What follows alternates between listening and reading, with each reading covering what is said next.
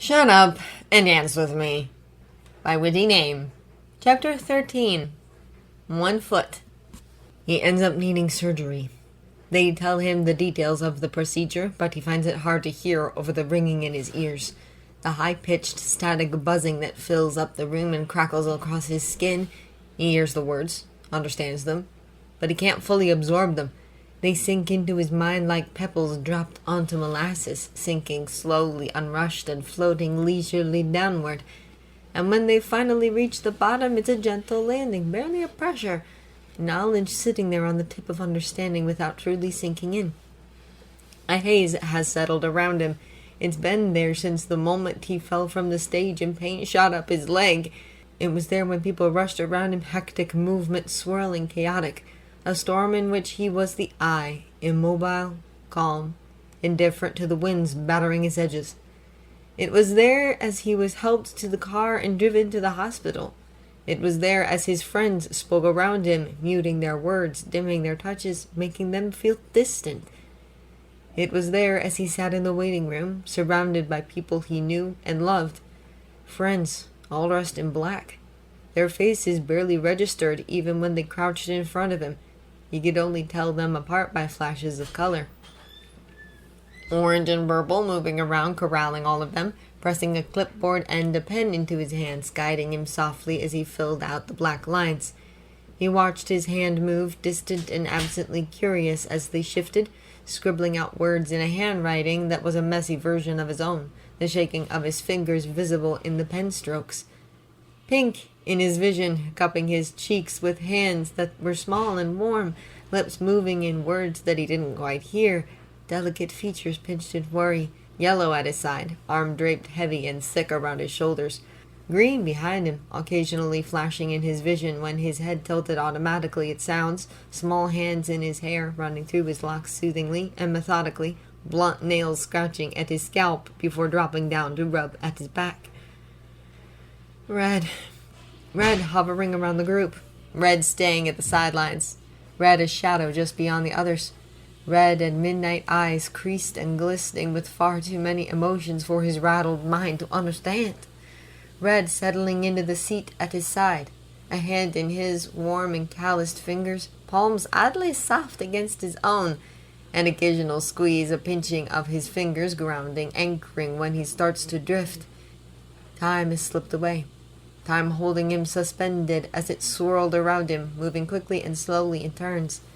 Then he was ushered into another room, another flurry of faces, pokes and prods, more pain shooting up his leg. He thinks he might have shouted, but he doesn't quite remember. He's in that room now.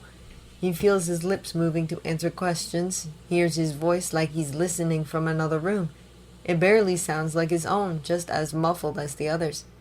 He sees the activity in the room like he's watching from afar, like he's trapped in his own body but not quite occupying it.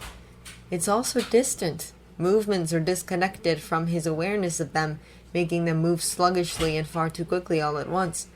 There's a delay to everything reaching his senses. He doesn't remember calling his parents, but someone must have because they say that they're on their way. When they get there, they only add to the storm around them. Another flurry of words, sounds, voices, movement, familiar smells that stand out in strange, stark relief against the sterile hospital environment. Everything is too white. It seems to glow unnaturally, a fuzzy aura clinging to everything. His friends moving like shadow smudges against the pristine backdrop.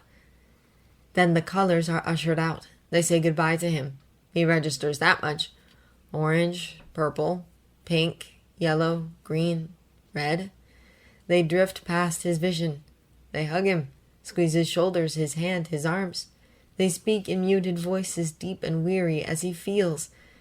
They say words that drift past him, adding to the storm, floating close enough for him to recognize them as the comfort they're meant to be before they disappear into the haze. He's wheeled into another room, and the understanding that he's going to be staying the night is slow to sink in. Little pinpricks, needles of comprehension pressing into his flesh, weighing him down, pinning him to the flimsy excuse for a mattress. He'll stay the night to keep his leg from moving, and then they'll do the surgery first thing in the morning. Surgery. His leg and ankle are messed up enough that he needs surgery. He thinks he might have told the doctors what had happened. Either that or one of the others did. None of them have asked the question that hangs over their heads like an axe, poised and ready to strike. Rope holding it up, fraying and unraveling as each second ticks by with agonizing slowness. Tick. Tock. Surgery. It has to be bad if he needs surgery. Real bad. Bad enough that they don't want him walking on it at all. No pressure.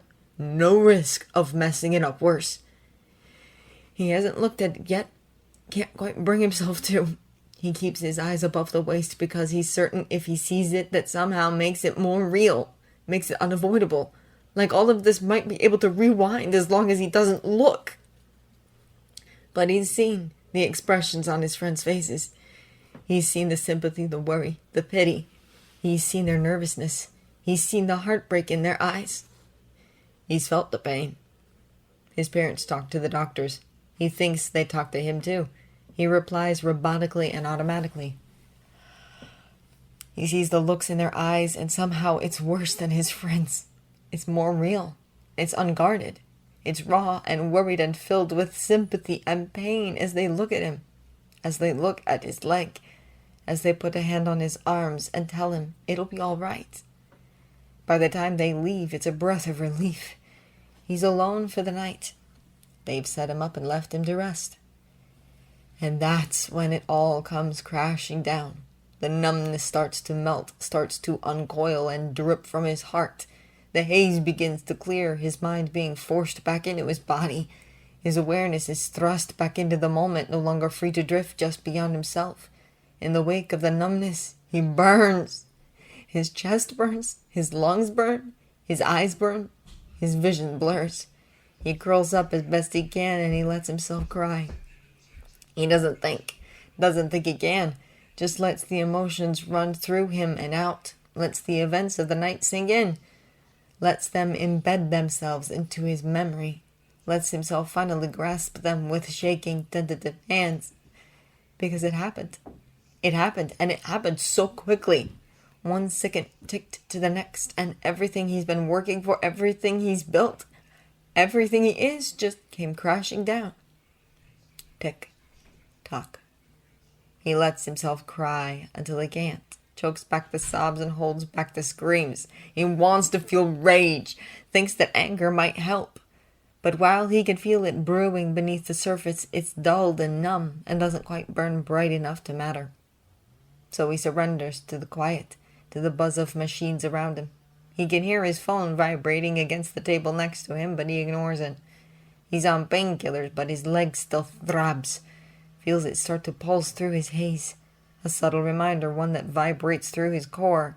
A shadow hanging over him, nipping at the rope that dangles the axe above his head.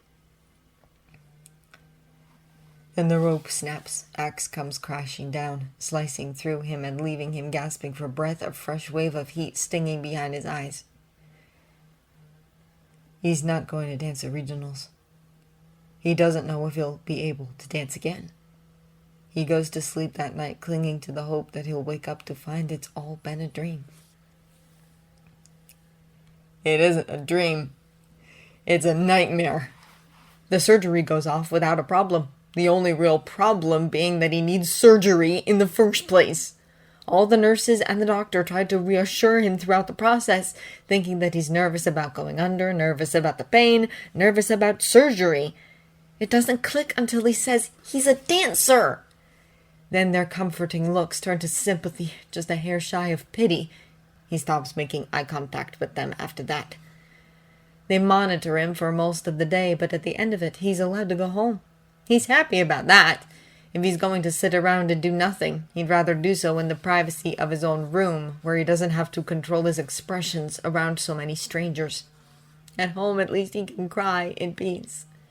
His foot and leg are wrapped up tight in a splint, locked away in a cast.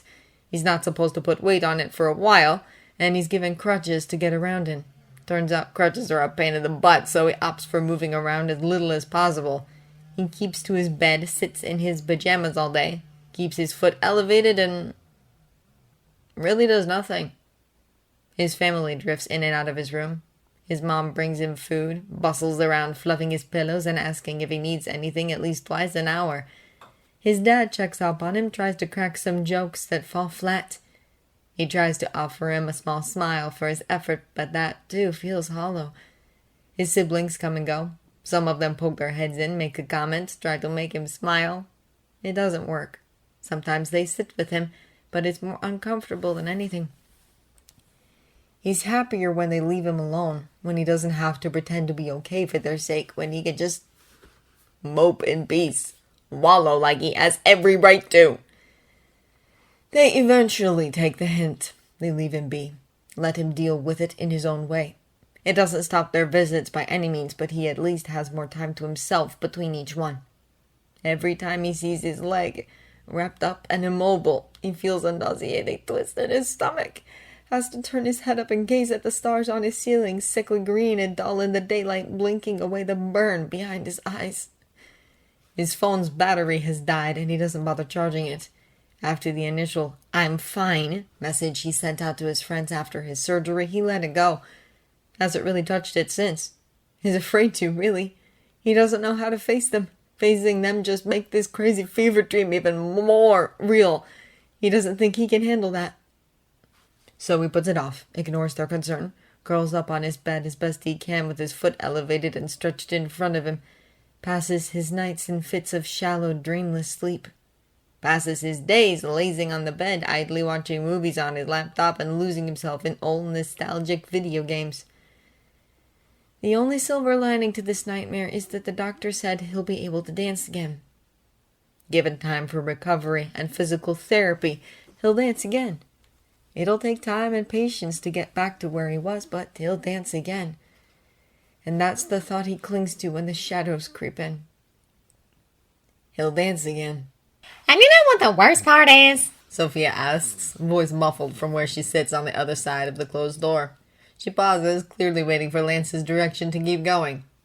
He hums absently, dragging his fingers through the water, watching the purples and silvers and blues shift beneath his touch, the specks of glitter catching the fluorescent bathroom lights like stars. "What's the worst part?" he asks, voice flat and bland.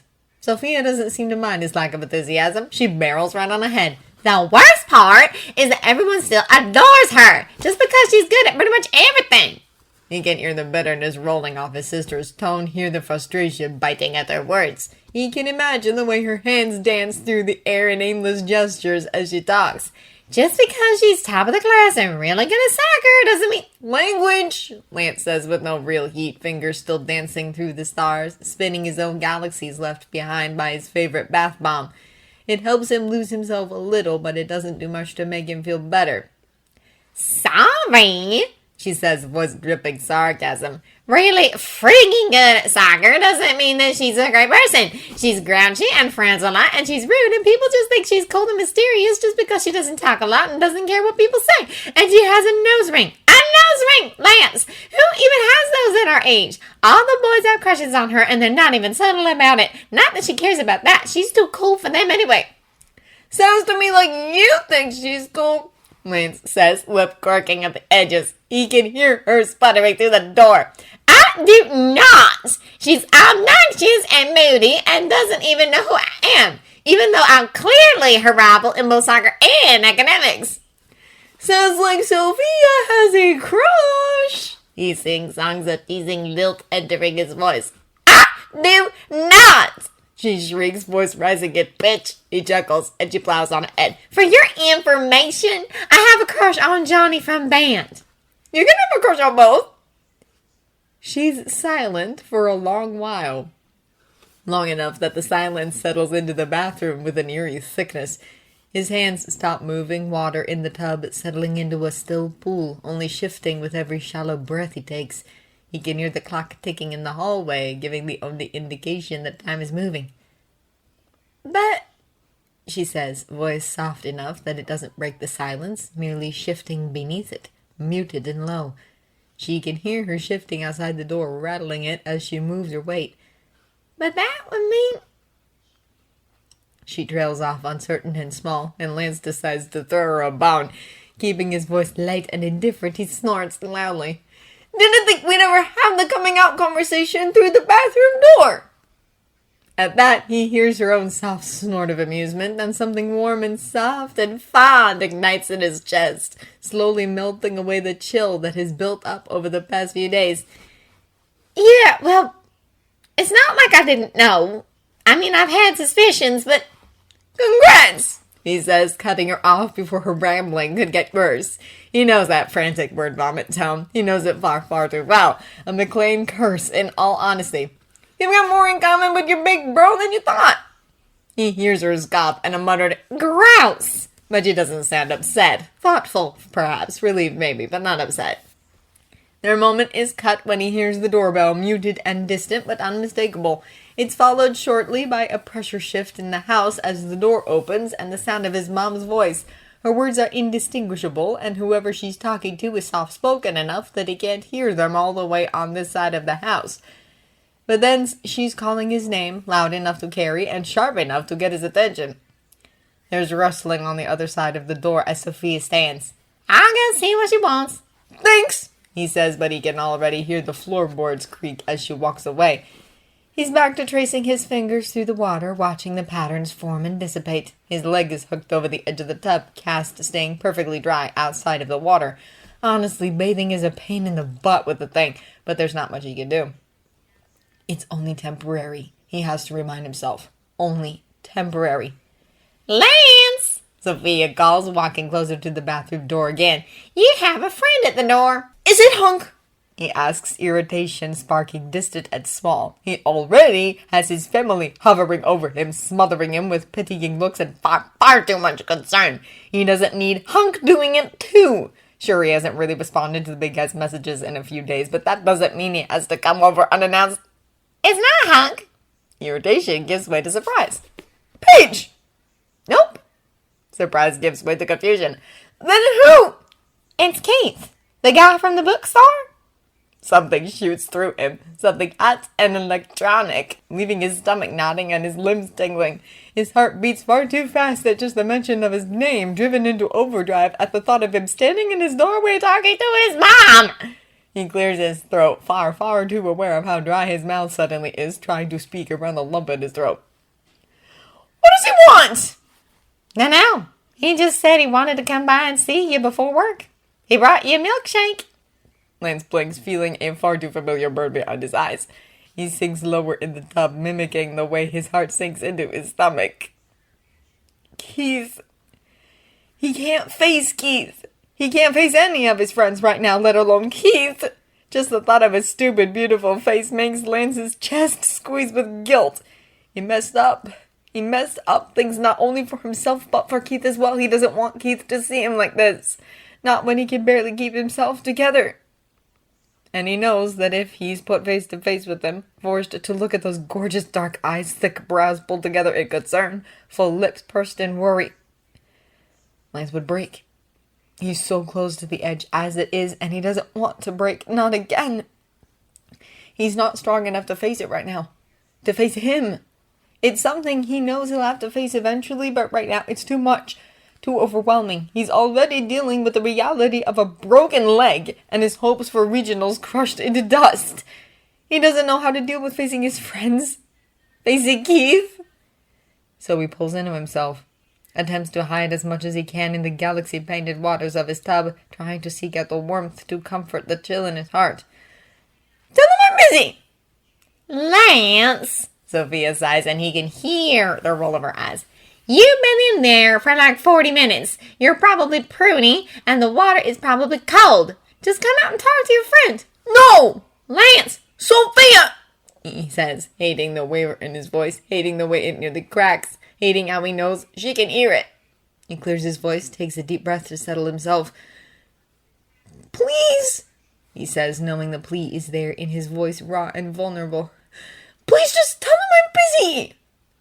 She's silent for a long moment, long enough for him to focus on the pound of his heart against his ribs, the anxiety and nerves and panic that flood his veins, nipping at the numb calm that has surrounded him for the past few days.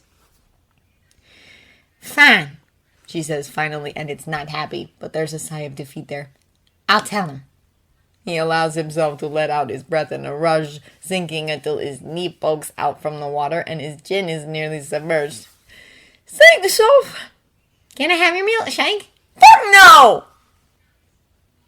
Welcome to the Temple of Anubis, Paige says in a voice that's nasally and mockingly dramatic. Lance snorts. You do that every time! It's tradition at this point.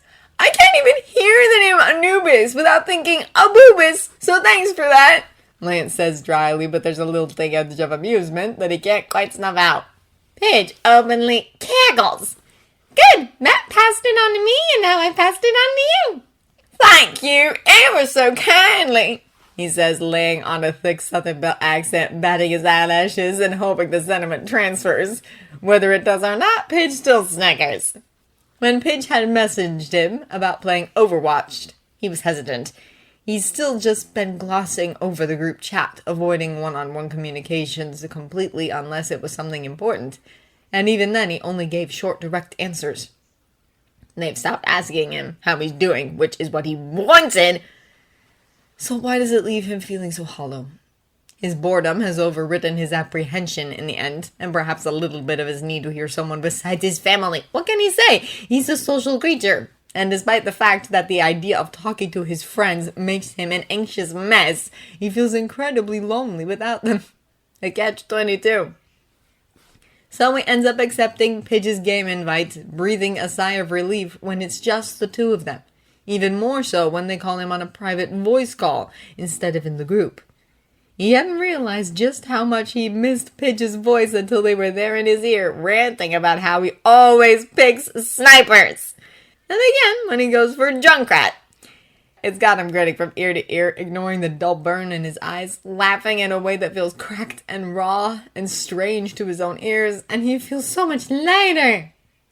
Dude, I know you're rusty, but please just hit something. I'm burning my time, Pidge. Being a sniper is all about waiting for the right shot. Yeah, well, while you're waiting for the right shot, I'll just be dying in the flank with no backup. What else is new? Fuck off, Paige says, unable to bite back their laughter. I fucking own you at this game. At least I can land a shot. He holds off on his response, keeping an eye on the game, waiting for the right moment. One headshot. Another. Someone behind him. Turn and shoot. Another one dead. Up to a new vantage point. Quick shot. 4 down. What was that, bitch? He taunts, smirking as they reach the checkpoint. Show off. Lance just hums, smile on his lips. The game goes on and then flows into another. And another. This is good. He needed this. Hadn't realized he needed this, but he did, and he knows that now. Pidge is giving him some semblance of normalcy in a time when it feels like everything is constantly crashing around him. Pidge hasn't brought up the accident or dancing or anything. Hasn't even brought up his absence in the group chats or how he's been avoiding Hunk's calls and Keith's messages. Pidge is just treating him like Lance. And it's exactly the kind of balm he hadn't realized he needed. So, Tuesday's coming up. Or maybe he spoke too soon. Apprehension immediately seizes his chest, back and shoulders tensing as his stomach flips uncomfortably. Yeah, he says, slowly and warily. He knows Pidge can hear it, and he doesn't try to hide it. His caution is a warning. One that Pidge decisively ignores. So, you're gonna come out? They ask it casually, conversationally, far too flippantly for their call to be real. They know they're treading in dangerous waters, trying to make it look like walking on eggshells is the easiest thing in the world. Too bad it's fucking not! No! Lance! No, Pidge! He says sharply, tension rising and making his chest tight, making his breaths come shallow. His voice is hard and harsh, far more than he wanted to be, and a direct opposite from what he had been moments ago. But it seems to drive the point home, and he clings to it lest he break. I'm not going to the park! I can't! He has to stop, feeling the words get caught on the lump in his throat. He swallows, clearing his throat and taking a deep breath in a desperate attempt to keep his voice from shaking. I can't dance! There's no point! And those words hurt to say. He hasn't said them aloud until this moment. Hasn't typed them. Hasn't heard them from anyone besides his doctor. The weight of them settle heavily on his shoulders, pushing him into his mattress, crushing his ribs. squeezing his heart. You don't have to dance. Pidge pushes consolingly and mildly pleading, waving off his concerns with an indifference that he should find comforting, but he really doesn't. We just want to hang out with Pidge, he breathes sharply through his nose, letting it out slowly. Just let it go, okay? His words are harsh, clipped. Anything less, and he might fall back into that pit he had just spent the last few days climbing out of. Pidge is silent for a moment before she huffs a soft and defeated, "Fine. I'm done for the night," he says after closing out of the application. "Thanks for the games." Yeah, you too, Pidge says, voice still heartbreakingly soft. "And Lance?" "Yeah," he says, mouse hovering over the disconnect button. "It was good talking to you again." He swallows, tongue feeling thick, and when he replies, it's a whisper, not quite trusting his voice. "Yeah, right back at you, Pidge." "Thanks for the ride, buddy," Lance says, awkwardly sliding into the passenger seat of Hunk's beat-up old Buick. The kind of car that's surprising that it's still kicking. The kind that could hit you head-on and come out barely scratched. It's admittedly an old lady car, and it's a fact that Lance has teased Hunk about on more than one occasion, but doesn't mind, just smiles and calls her old Bertha. "No problem, dude, you know that," Hunk says, waving him off as Lance rustles his crutches into the back seat. He huffs when they're finally in place, starting to close his own door before settling into the old soft leather of his seat. "Really, though, you're a lifesaver. No one's really around to give me a ride, and it's not like I can drive myself," he says, chuckling with dry humor. "You know I'm always here for you, buddy," Hunk says as he pulls out into the street. "For anything." Lance stifles a groan, letting his head hit the headrest. "I know," he says, humor leaving his voice. "He's just tired." "Thanks," Hunk hums softly, and the two of them lapse into silence. Unfortunately, it's not the companionable silence that Lance is used to with Hunk. It's not the silence between two friends who have known each other long enough to be comfortable in it. It's not the silence that exists peacefully without the pressure of words unspoken clawing at the shadows. The silence is tense and awkward, a strange pressure building between them with every second that ticks by, stretching and pulling tight, ready to snap, rope fraying. The things they don't say, the things they want to say, the things they're afraid to bring up. It all hovers between them. A weight on his shoulders, a thickening of the air, a buzz across his skin. It's something he very rarely experiences around Hunk anymore. And the worst part is he knows it's his fault. He's been ignoring Hunk's calls for 2 weeks now. He's responded to a couple messages, just to keep the guy from going off the deep end with too much worry, but he hasn't given him much else. Nothing substantial. And as soon as Hunk broaches heavier topics, Lance is out. It's not that he doesn't want to talk to Hunk, and it's not that he's upset with Hunk, it's just Hunk has known him for a long time. Hunk knows him inside and out, and Hunk likes to push. Lance doesn't have a lot of defenses up when it comes to his best friend, and if Hunk pushes, he knows it won't take much before he caves. He's not sure if he's ready to cave. He doesn't even know why he's afraid anymore. He just knows that he is. "So," Hunk says, trailing off as they come to a stop at a red light. His hands hit the wheel off rhythm to the song playing softly on the radio. It's a nervous tick, and Lance knows it, which combined with the false innocence in his voice means he knows exactly where this is going. He groans loudly, rolling his eyes and making a show of rolling his head, body tilting until he's leaning against the cool glass of the window. He glares out at the car next to him.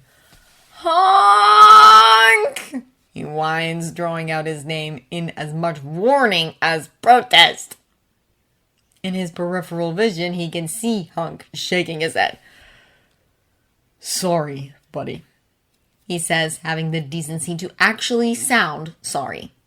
"But you knew this conversation was coming." "I was hoping it wouldn't," Lance grumbles. He heaves a sigh, lifting his head and tilting his chin down so he can peg Hunk with big old sad eyes, looking up through his lashes as he pouts. His face? A+ puppy dog look. Cultivated through years of being a middle child trying to get his way, practiced to perfection in front of a mirror, guaranteed to make adults and children bow to his whims.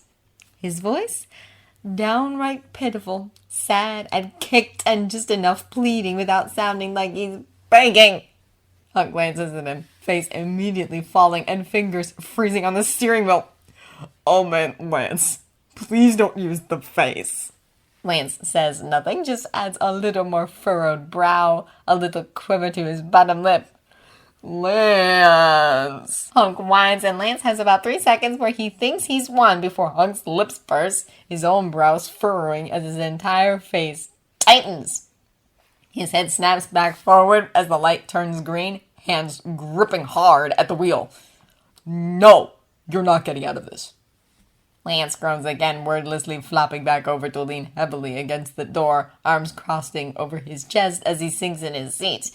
Can't we just go get these stitches removed, get milkshakes, go play games at home, and pretend like everything is fine? No.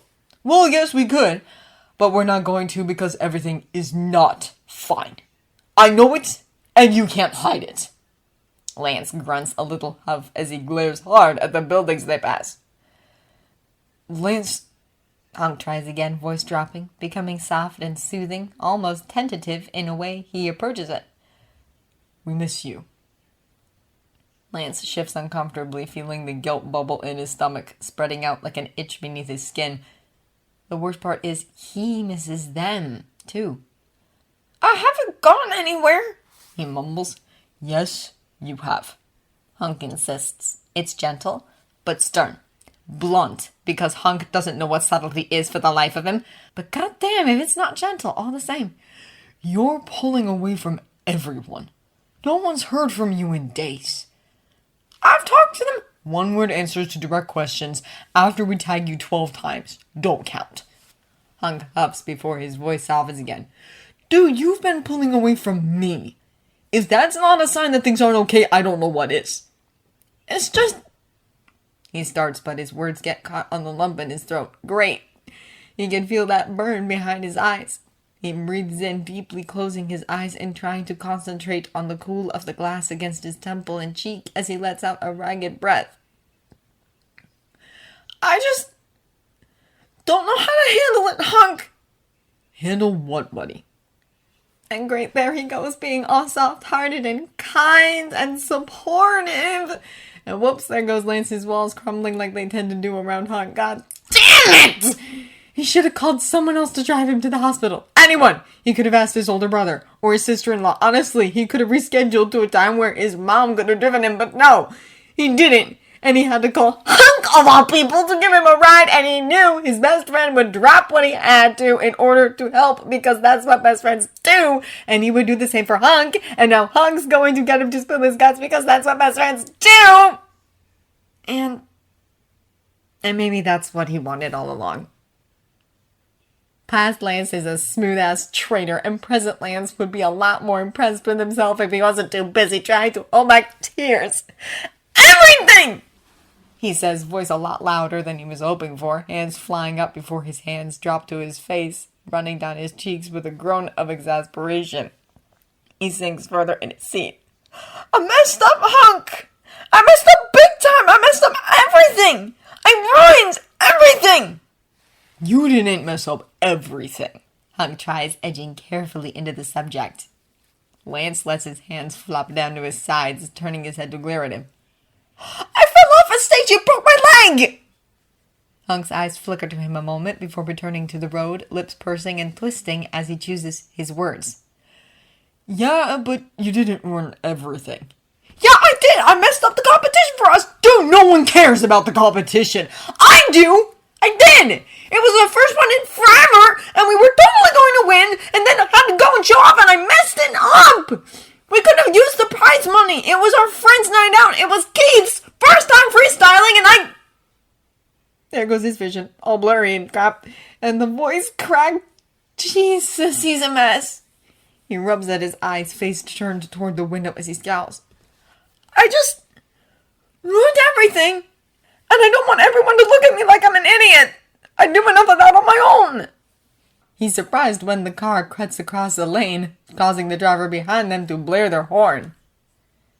He looks at Hunk, surprised to find him glaring out the windshield, paying the angry driver no mind, expression scrunched up and hard. He turns off into a Denny's parking lot, pulls into the closest parking space, and throws the car into park before turning to face him. Dude, what are you doing? We're gonna be late! No one thinks you're an idiot! Lance snaps his mouth shut at Hunk's tone, angry and firm, a fire in his eyes, as he turns to stare Lance down. He shrinks in his seat, leaning more against the door as he wilts under that gaze. Hunk slides, shoulders slumping a little. We're just worried about you. Lance glances away. I don't want your pity either. It's not...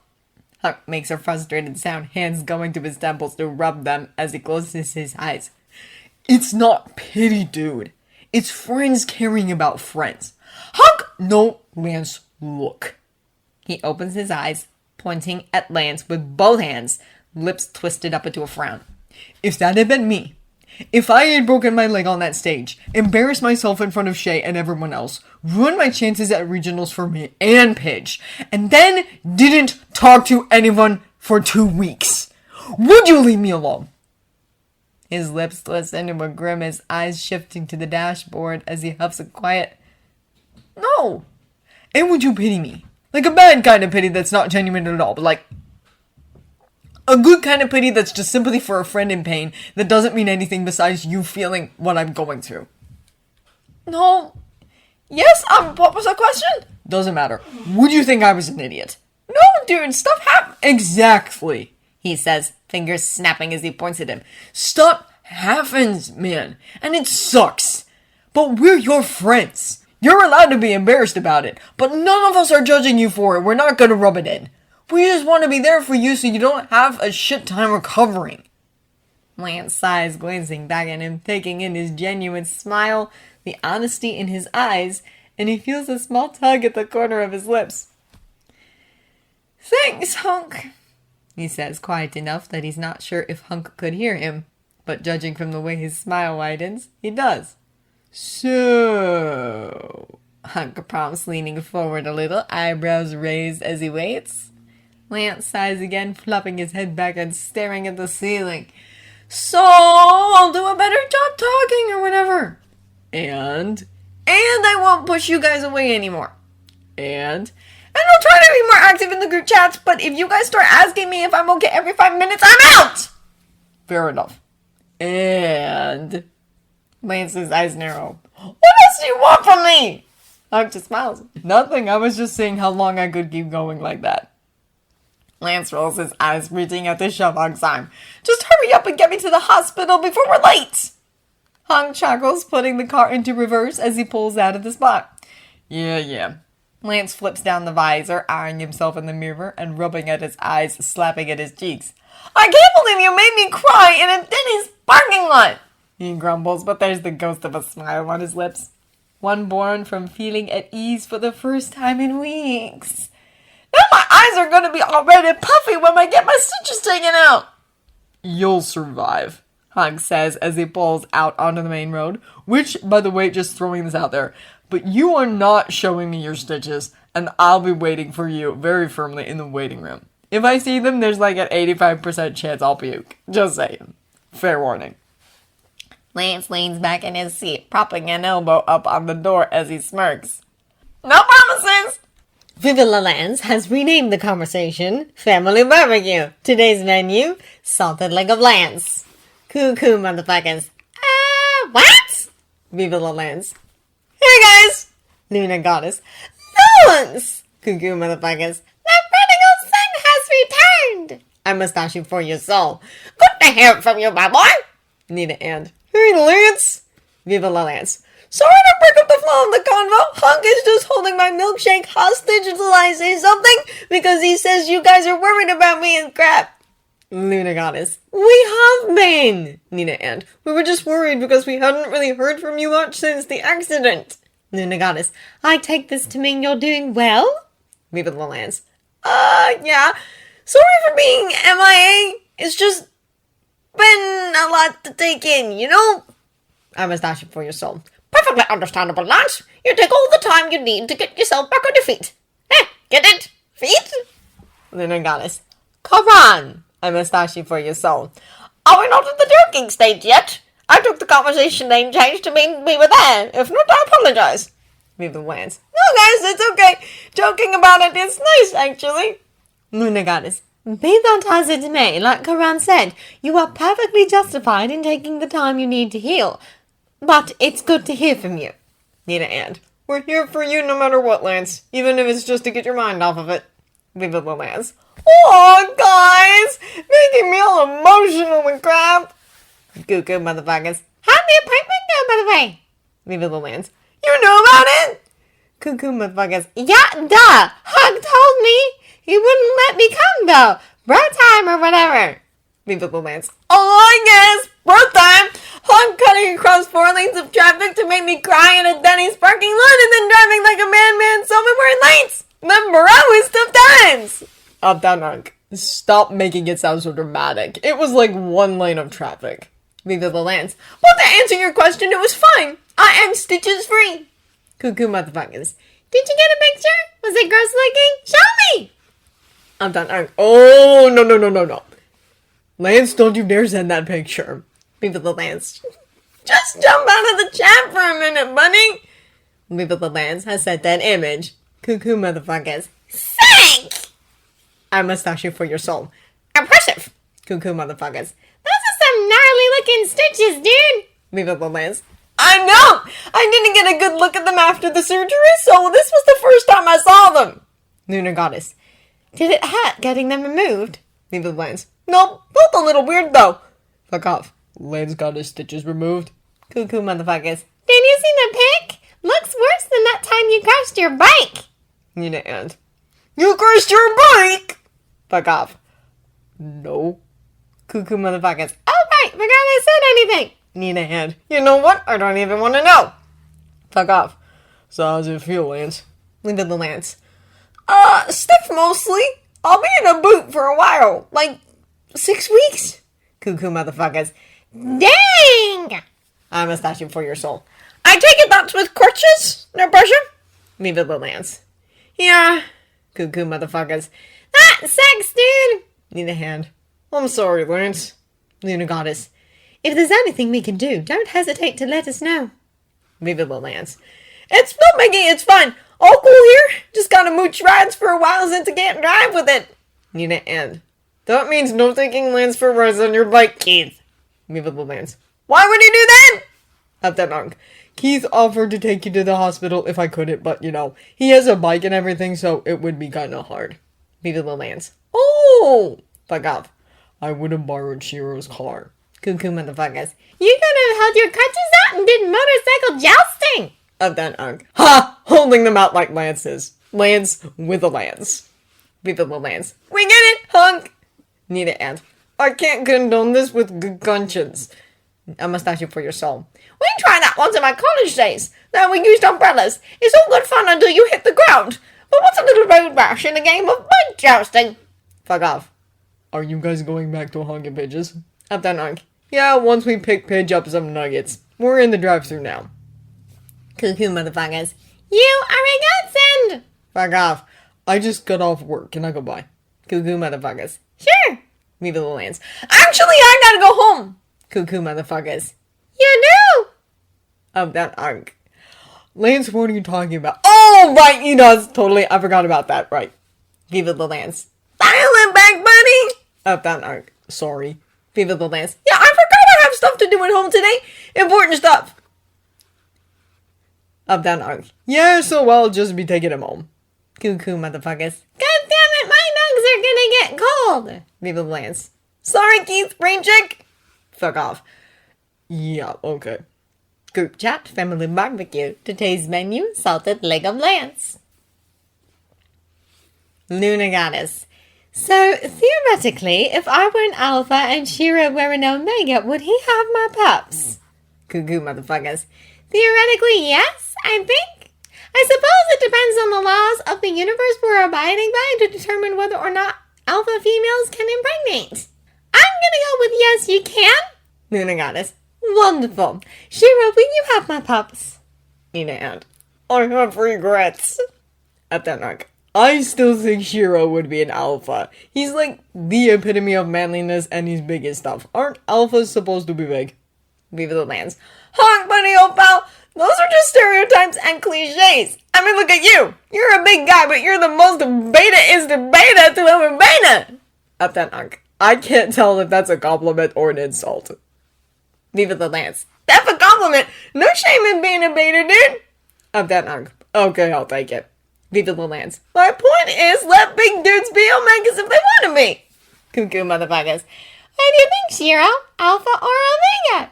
Need to add. I really don't want to ever say in this conversation. Cuckoo motherfuckers. Then we're gonna assign a role to you. Need to end. Does a role need to be assigned at all? Cuckoo motherfuckers. Yes. Lunar goddess. Yes. Viva the Lance. Yes! I mustache you for your soul. I think it might come down to his role in the bedroom, wouldn't you say? Viva the Lance. Stereotypes go in! I mustache you for your soul. Drat! Cuckoo motherfuckers. That being said, it's as good a way as any to settle this debate. Alara? Lunar goddess. Omega, he's an Omega. Cuckoo motherfuckers. On my ass laughing! Viva the Lance. Oh! Up that Hunk. I really didn't need to know that. Lunar goddess. I didn't give you any details. Up that Hunk. The implications are enough. I mustache you for your soul. Be glad you don't live with one of them. And someone kill me. Back off. Sometimes I tap back into this chat and wonder why I exist. Cuckoo motherfuckers. Keith! And run, far away. Cuckoo motherfuckers. Settle something for us. In an ABO universe, is Lance a beta or Omega? Fuck off. What? Cuckoo motherfuckers. Don't give me that shit. I know you know what ABO is. We already had the Keith and Shiro's intro to what the hell ABO is. Convo. Fuck off. Yeah, and I really wish we hadn't. And seal! Cuckoo motherfuckers. So Lance, beta or Omega? Lunar goddess. He's totally an Omega. Viva the Lance. Hey! I would totally be an alpha! Lunar goddess. Not quite. Cuckoo motherfuckers. Yeah, no. Up that Hunk. Sorry, buddy. I mustache you for your soul. I believe that right, Lance, but there's no shame in that. Up that Hunk. Keith would totally be an alpha, though. Cuckoo motherfuckers. Oh, yeah. Lunar goddess. Definitely. Viva the Lance. Why does he get to be an alpha? Up that Hunk. Because he just is. Cuckoo motherfuckers. Agreed. Lunar goddess. It's hard to explain, but he gives off a very alpha aura. Cuckoo motherfuckers. Actually, I don't know. I could see him being a power bottom dominant Omega. Need to add. Please never say that about my brother in my presence again. Fuck off. I remember when you used to be pure. Cuckoo motherfuckers. You know what's pure? My foot up your butt. I mustache you for yourself. A tiny beta with an alpha bite. Cuckoo motherfuckers. So what'd you think, Keith? Fuck off. I think I need someone to shoot me. Need to add. If you shoot me, I'll shoot you. Cuckoo motherfuckers. Not until we settle this. So Lance, beta or Omega? Fuck off. Do I have to choose? Cuckoo motherfuckers. Yes, everyone has to vote. And you and Lance are closer than a lot of us. Very close. So what's the verdict? Fuck off. Omega. Cuckoo motherfuckers. Golden. Really? Nothing? Keith just said you were an Omega and you've got no snappy comebacks. You were all about yelling at me, Hunk, and Allura earlier. Viva the Lance. Actually, I gotta go. Sophia needs help. Cuckoo motherfuckers. Oh, okay. At that Hunk. Bye, buddy. Viva the Lance. Later! Fuck off. Did I say something wrong?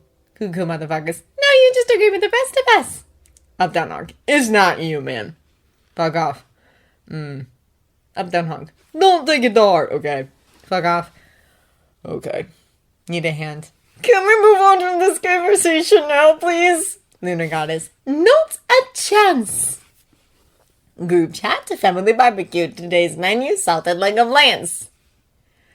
Lunar goddess. I'm going to need a lot of wine after this week, like a lot of wine. I must ask you for your soul. And for our next trick, ladies and gentlemen, the lovely Allura will make 3 bottles of wine disappear.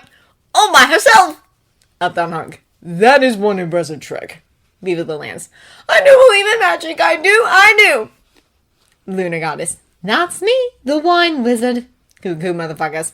The alcoholic alchemist. Nina and. I second this statement. Cuckoo motherfuckers. The alcoholic alchemist or drowning yourself in wine? Nina and. Honestly, both. Up that arc. Rough week at work. Nina and. You don't know the half of it. Lunar Goddess. Understatement of the year. Viva the Lance. You know what we should do? Lunar Goddess. Start our own company. Up that arc. What kind of company? Cuckoo motherfuckers. One that makes money. Up down Unk. Shit, that's a good idea. Viva the Lance. We should have a movie night! Up down Unk. A classic movie nights. With booze and food and pajamas and terrible movies. Viva the Lance. Is there any other kind? Cuckoo motherfuckers. I'm down to get crunk. Midterm's gonna suck my ass. Viva the Lance. Pidge, are you even old enough to drink? You're like 12. Cuckoo motherfuckers. Choke on a jelly rancher, you muffin top! Lunar Goddess. I think a movie night sounds like a lovely idea. I'm Mustache for your soul. Great! It's been a while since we've had some good old-fashioned bonding time. Nita and. Matt and I can host. Viva the Lance. Of course you're hosting! Up that Unk. You have the biggest TV. Cuckoo motherfuckers. Neither of you have any say in the matter. Nina Hand. Good to know. Fuck off. If I punch a customer in the face, do you think I'll get fired or written up? Up that Unk. Depends how hard you hit them. I'm Mustache for your soul. Depends on the mess, such as blood, teeth, viscera, etc. Lunar Goddess. Depends on if they fight back. Cuckoo motherfuckers. Depends on if they deserved it. Nina and.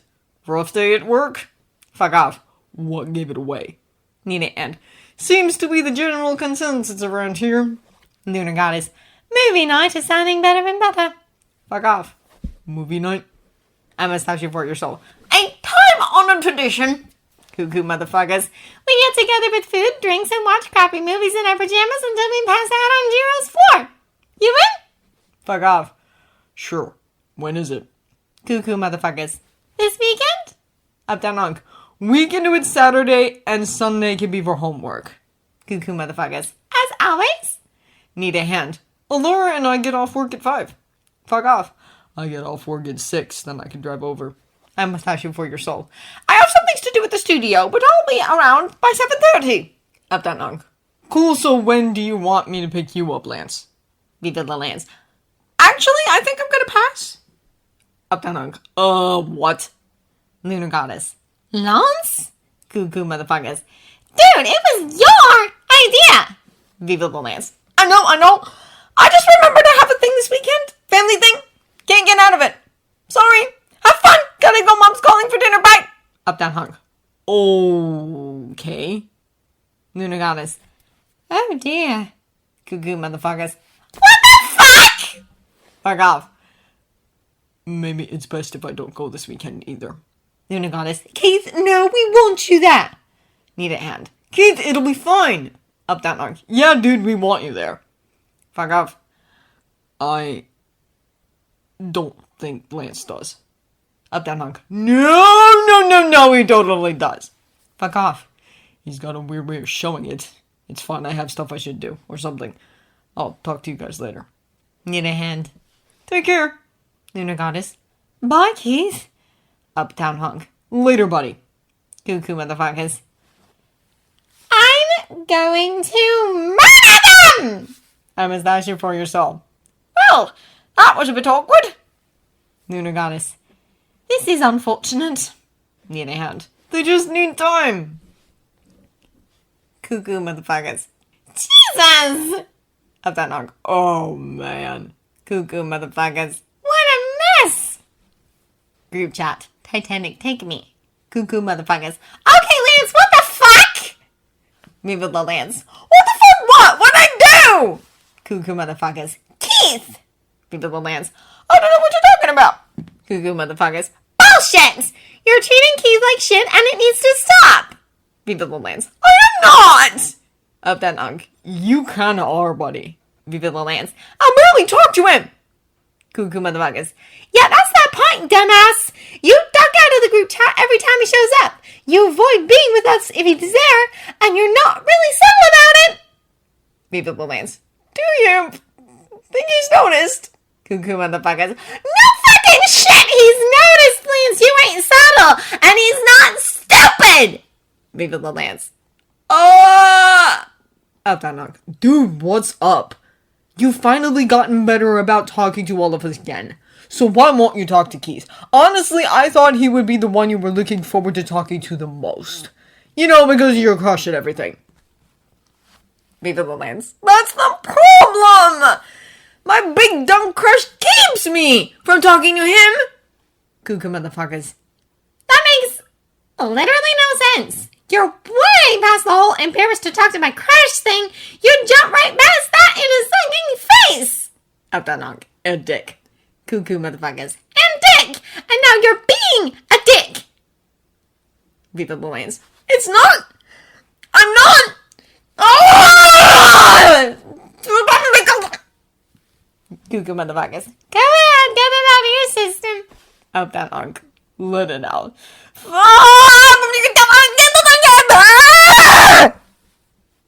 Cuckoo motherfuckers. Feel better? Viva the Lance. No!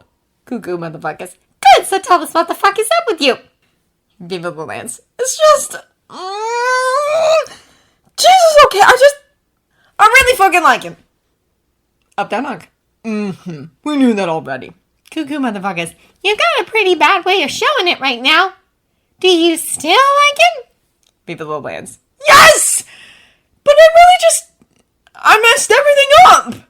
Uptown Hunk. Lance, we already talked about this. Viva the Lance. No, Hunk, this is different, look! I didn't just fuck up my chance at regionals, I fucked up Keith's shot at regionals! Regionals is a big deal, okay? And Keith has never been, and we were going to go together, and then, because I was a show-off, I messed it up for both of us. I wouldn't be surprised if he hates me, or at least resents me, and I don't know if I can face that yet. I might have fucked up us! I already fucked up regionals, and I don't want to lose Keith too! Cuckoo motherfuckers. Look, I get where you're coming from. I really do, but can I be blunt? Viva the Lance. Are you ever anything but? Cuckoo motherfuckers. Good points. If you keep this up, you're gonna lose Keith anyway. Uptown Hunk. They're right, dude. He's smart. He knows you're avoiding him, and he thinks you're mad at him. Cuckoo motherfuckers. Or that you're not interested in him anymore. Uptown Hunk. And that your only interest in him was for dancing. Cuckoo motherfuckers. And now that you don't have that, you're not into him. Viva the Lance. Wait! What? Did I tell you all this? Cuckoo motherfuckers. Not in so many words. Uptown Hunk. Not in any words, really. Cuckoo motherfuckers. But I know Keith, and I know that's where his mind is spiraling. Uptown Hunk. If you really like him, you gotta do something about it. Cuckoo motherfuckers. Like pronto. Viva the Lance. Ah! Fuck! I'm fucking up again! Just fucking bury me and get it over with! Uptown Hunk. No can do, buddy. Cuckoo motherfuckers. You gotta fix this first. Viva the Lance. But how? Uptown Hunk. You could always start by talking to him. Cuckoo motherfuckers. Tell him what you told us. Viva the Lance. I can't do that! Cuckoo motherfuckers. Why not? You told us before that telling him how you feel could ruin your partnership and shit for regionals. Well, now you're not going to regionals, Hobblefoot. Viva the Lance. Ouch! Cuckoo motherfuckers. Deal with it. I'm mad at you. Now you have no reason to hold back. Viva the Lance. But I ruined things for him. Uptown Hunk. Dude, Keith doesn't care about regionals. Well, okay, he cares, but not like that. Right now, he cares more about you. He was the most impatient one of us when you stopped answering our messages. Viva the Lance. Really? Cuckoo motherfuckers. Yeah, he was fucking impatient as shit. Even when we told him to just give you some space. Uptown Hunk. I know you're embarrassed, man, and I know you've got a lot going on. But right now, Keith is the one hurting, and you're the one hurting him. Cuckoo motherfuckers. So square up! Because I'm tired of watching you two beat around a dead bush. Viva the Lance. Okay. Cuckoo motherfuckers. Okay. Viva the Lance. I'll get better at talking to him. Cuckoo motherfuckers. Talk to him directly. Viva the Lance. That's awkward.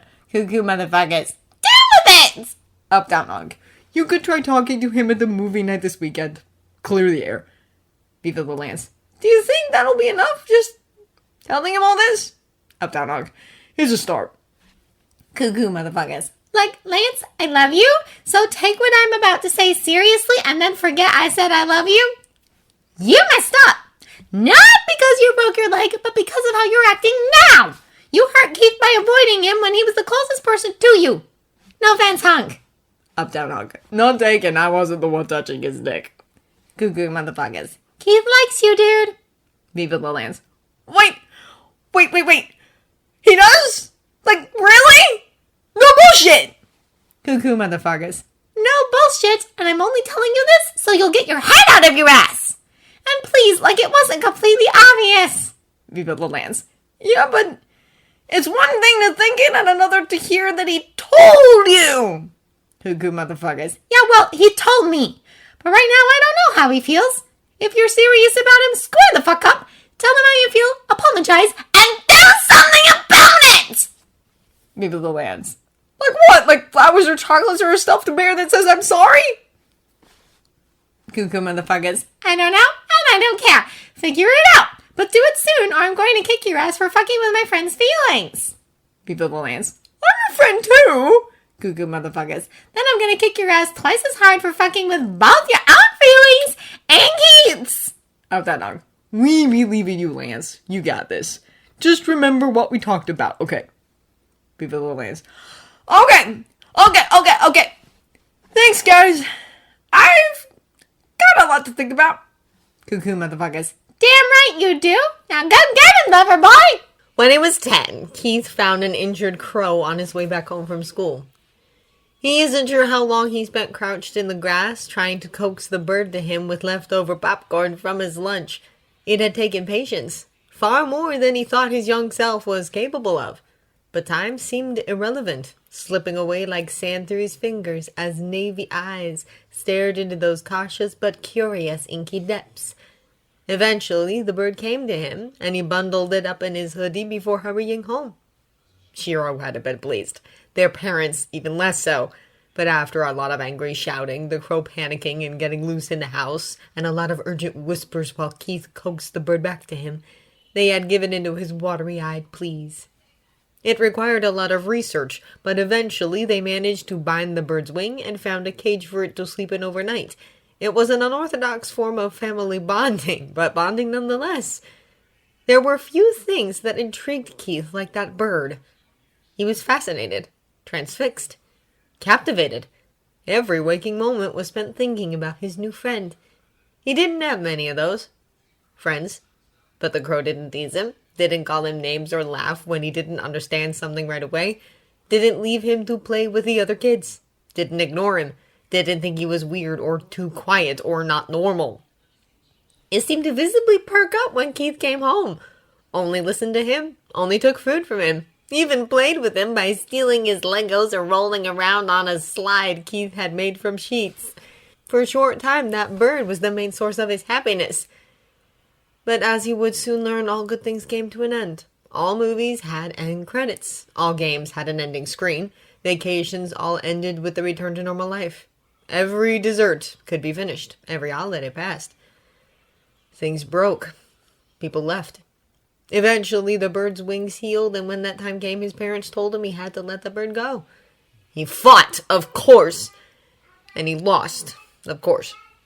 It was Shiro who eventually got him to unlock his door. Shiro who sat with him on his bed as he stroked inky wings. Shiro who held him while he cried. Shiro who convinced him it was the right thing to do. While his new friend had been just that, his friend, and while it had seemed content to hop around his room, picking at his hair, messing with his things, the crow was not a pet.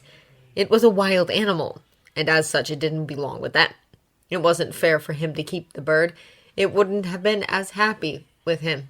It needed and deserved to fly free, to spread its wings, to be with its own kind.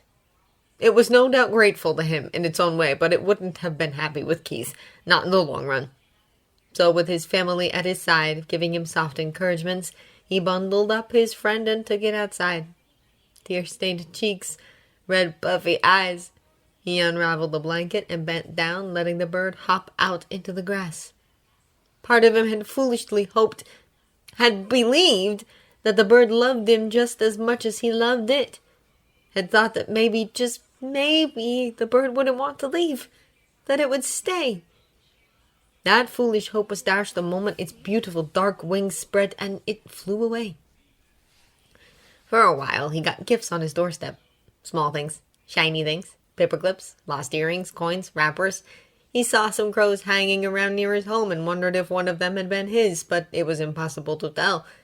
In the end, the bird never came back. It was a wild thing. A beautiful thing. Keith realized that his desire to keep it was a selfish one. His desire to keep it for himself, to lock it away, to force it to be happy with him simply because he himself was. It was selfish. Wild things needed to be free. Beautiful things couldn't be contained. They needed to soar, and Keith could only be a ball and chain. Deep in his chest, in a place locked away, a place that rarely saw the light of day, where shadows lurked and everything ached, Keith knows that he doesn't deserve wild and beautiful things. Lance, he thinks, is wild and beautiful. Like with the bird, Keith appreciates his time with him. Will treasure it. Will keep the memories safe and secure, only to be pulled out once the pain fades, to look at through the rosy glasses of nostalgia. But also like that bird, Lance's time with Keith was always meant to be short-lived. The bird had only been with him, played with him, lived with him, until it had healed. It may have enjoyed Keith's presence, but Keith himself was only temporary, a means to an end, useful in the moment. Without the promise of regionals ahead of them, Keith's usefulness has run out again. Like that crow, if Lance wants to fly away from Keith, there's nothing he can do to stop him. It's not fair to force him to stay, to lock him away and demand what he wants. It's not fair. You can't contain wild and beautiful things by force. Lance is a wild and beautiful thing, and Keith should have known better than to let him in, to let himself be drawn by that light, to let himself bask in it. Fascinated, transfixed, captivated. All good things come to an end. Things break. People leave. And Keith is left with nothing but memories that hurt even as he gazes at them through a pair of cracked, rose-tinted glasses. He isn't sure when it happened. When Lance had managed to wedge himself into every aspect of Keith's life, weaseled his way into every nook and cranny until nowhere was free of his stupidly handsome face, pretty blue eyes, and heart-achingly sincere laugh. Everything reminds him of Lance, and it's really, really annoying. Altea Studios is a given, and he's honestly been avoiding the place since the incident. He's tried to go a couple times, but the halls just feel lonely without Lance shoving his shoulder, and room 4D feels colder without his smile. It's not exactly a great feeling, and he finds it hard to lose himself in the music when the entire building is just an unpleasant reminder that Lance is avoiding him. So he just kind of stops going. Without his usual outlet and safe place, he's left feeling restless, anxious, and agitated, like an itch he can't quite scratch. But he compensates by going to the gym. As long as he avoids looking at the windows that look down at the pool, he's usually fine. But even that place is tainted by Lance's presence. His phone is ruined. It just reminds him of days spent talking to Lance and eagerly waiting for responses. And the fact that he's not getting responses now. Even his apartment has traces of memories. The Lance has never been there. His presence lingers. It lingers in the couch where Keith would lounge and text him about whatever show he was watching. It lingers in the kitchen where he's talked with Lance over the phone while making food. It lingers at his desk where he's played games with him. It lingers in his bed, in the late nights spent falling asleep with Lance's name on his phone screen and waking up to texts. He hadn't realized just how constant a presence Lance was in his life until he was suddenly gone, leaving Keith feel like he's had something ripped out of him, leaving him feeling hollow without any way to fill the gap. Keith is used to being alone, or at least he used to be. Now he doesn't like it. Now the silence weighs in on him. Now the space feels too big. Now he feels restless and anxious. He doesn't like it, but he supposes that doesn't really matter. It is what it is. If Lance doesn't want him in his life anymore, then it's fine. Keith's fine. Or at least he will be. Not even work is safe. He finds himself constantly looking over his shoulder. Finds his eyes drifting toward the doors. Find his attention whipping around at the slightest glance of brown hair and tan skin. Feels his heart stutter when someone laughs too loud before the near instant disappointment that it's not the right laugh. He hates that he goes into work every day with the bubbling, nervous hope that Lance might pick up his old habit of showing up during Keith's shift, only to leave work with that hope turning sour and bitter in his gut. He hates getting his hopes up. It always just leads to disappointments. But that's what Lance is good at. Getting Keith's hopes up. Raising his spirits, taking his monochrome and static existence and bringing color, bringing light, bringing music, making him enjoy things, life, friends, company in ways he never really had before. Making him happy. And then over the course of one night, he takes that all away, leaving Keith right back where he started, but with a taste of what life could be that makes it impossible to go back. What an asshole! Truth be told, he's pissed! As much as he's moping, and he knows he's moping, he's also mad as hell. He's mad because Lance just cut off communication with all of them. He's pissed that even though Lance started opening up again, he still keeps Keith at arm's length. He's furious because he was fucking worried. He was scared for Lance. He wanted nothing more than to wrap him up and help him through all of this, but Lance just pushed him away instead.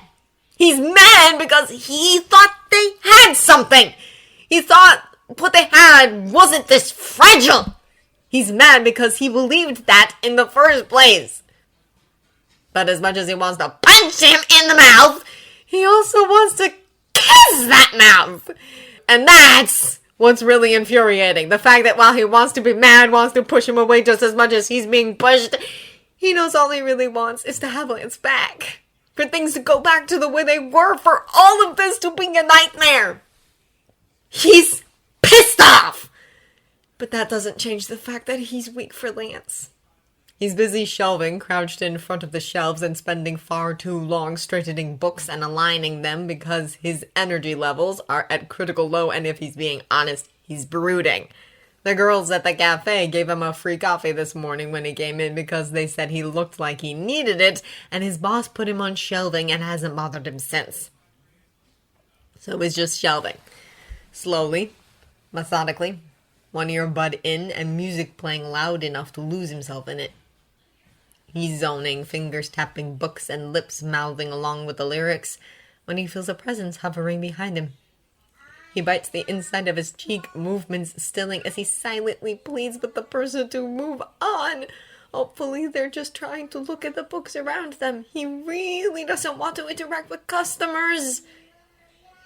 A traitorous part of him perks up, sending bubbles through his gut and clenching around his heart as he wonders if maybe, just maybe it might be Lance. But then there's a throat clearing behind him, soft and hesitant. Awkward. Great. Lance wouldn't do that, neither would his coworkers. He closes his eyes briefly, sighing through his nose as he stands. An annoyed scowl settles onto his features as he turns, but his whatever snappy words rise up in his throat, promptly die on his tongue. Shiro? Shiro stands there, hands shoved in his pockets, posture awkward, shoulders raised just a little too high. He looks sheepish as he smiles, lifting a hand in a stiff wave. Hi. Keith's frown deepens, brows pinching as he crosses his arms over his chest, leaning his weight to one side. What are you doing here? The free hand runs through his hair, scratching at the back of his neck. Do I need an excuse to come see my little brother at work? Keith doesn't even hesitate. Yes. Shiro's hand drops back to his side with a shrug. Maybe I'm just here to buy a book? Yeah, like he hasn't heard that one before. From Lance, specifically. You always make me pick up books for you. Maybe I needed it right now? His sheepishness fades as he rises to the challenge, used to years of these kind of back and forths with Keith. Keith arches an eyebrow, turning his head slowly to pointing to look at all the books around them before giving Shiro a flat stare. In this aisle? Shiro glances around, face contorting as he seems to realize that he had found Keith stocking the manga aisle. The fight for control to keep his face indifferent and blank is laughable. Yes, He says far too slowly to be convincing. He steps forward and reaches out, fingers hesitating for only a moment before snatching a book from the shelf. this one. He opens it and rifles through it a bit, and the sight of him trying to keep his expression under control has Keith cracking a small smile. He lets that smile turn into a smirk as he says, You're reading that backwards. "Oh," is all he says, mouth falling into a small O as his eyebrows raise. Then he shrugs, closing the book and carefully putting it back on the shelf. Doesn't matter, I changed my mind. Sure you did. Keith says dryly, then sighs, tilting his head back and lifting his gaze to the ceiling. He knows there's really only one reason Shiro would corner him at work. And he knows because it's the same subject Shiro has been hounding him about for days. The same one Keith has been avoiding. Look, Shiro, if this is about Saturday... Speaking of Saturday, I'm not going. He finishes sternly, lowering his gaze to give Shiro a flat look. One he hopes is firm with conviction. One that's unwavering in indifference. One that says, get out of my place of work before I kick your ass and lose my job. He's not sure if it doesn't work or if Shiro is just immune. I think you should reconsider. He says gently, tilting his head and giving Keith his soft look, lips tilted up into a small open smile. He knows Keith hates disappointing him when he looks like that. We all want you there. At that, Keith scoffs, turning around to aimlessly straighten the books left on his cart. Not everyone. He grumbles. Keith, it's fine, Shiro. He snaps, fingers curling into fists, turning white around the knuckles, blunt and chewed nails biting into his palms. He breathes deep, straightening his back and lifting his chin. He's fine. He obviously doesn't want me around. I don't think... Leave it, Shiro. He turns abruptly, intent on stomping off to the next section and dragging his book cart behind him. But he only gets a couple steps before nearly running into someone. He stumbles back, blinking as he regains his balance, frown dropping as he tries to absorb the fact that Pidge is standing in front of him. They don't look bothered or thrown off balance at all, despite the fact that Keith had practically run into them. They just stand there, one hand in their hoodie pocket, while the other holds some kind of frozen coffee drink topped with far too much whipped cream. They idly sip from the straw, eyes eerily blank as they stare him down. He's seen Pidge in this bookstore. He's seen Shiro in this bookstore. He's seen Pidge and Shiro together. They're practically family. But he's never seen them both together in this bookstore at the same time, cornering him. His eyes narrow, lips pursing as he glares at them. The only reaction is a slow raising of one eyebrow. Keith's frown deepens as he turns to glare over his shoulder at Shiro. Seriously? Shiro just shrugs, sheepish smile returning. Since when do you two gang up on me? He asks, turning his glare back to bench. They finally release their straw, tilting the cup to point at him with it. Since we both agreed, you need your butt kicked. Keith rolls his eyes, reaching behind him to grab the handle of the book cart. He only manages to drag it a couple steps before it abruptly stops, jerking his hand back. He stops, then turns to glare where Pidge has their foot against one of the cart's wheels. They're staring at him again, expression blank and unamused, idly sipping their drink. I'm working. He tries, putting a warning behind his words. Pidge remains unfazed. You're coming Saturday, he scoffs, opening his mouth to protest when they cut him off. And don't pick up any extra shifts to get out of it. He snaps his mouth shut. He hadn't thought about that, but he probably would have given time to actually think of a way out of it. Pidge knows him better than he knows himself. I really don't think it'll be as bad as you think it will be. Shiro says, coming up beside him and laying a heavy hand over his shoulder. He squeezes, and Keith knows it's supposed to be comforting. Unfortunately, it just feels like he's trapped.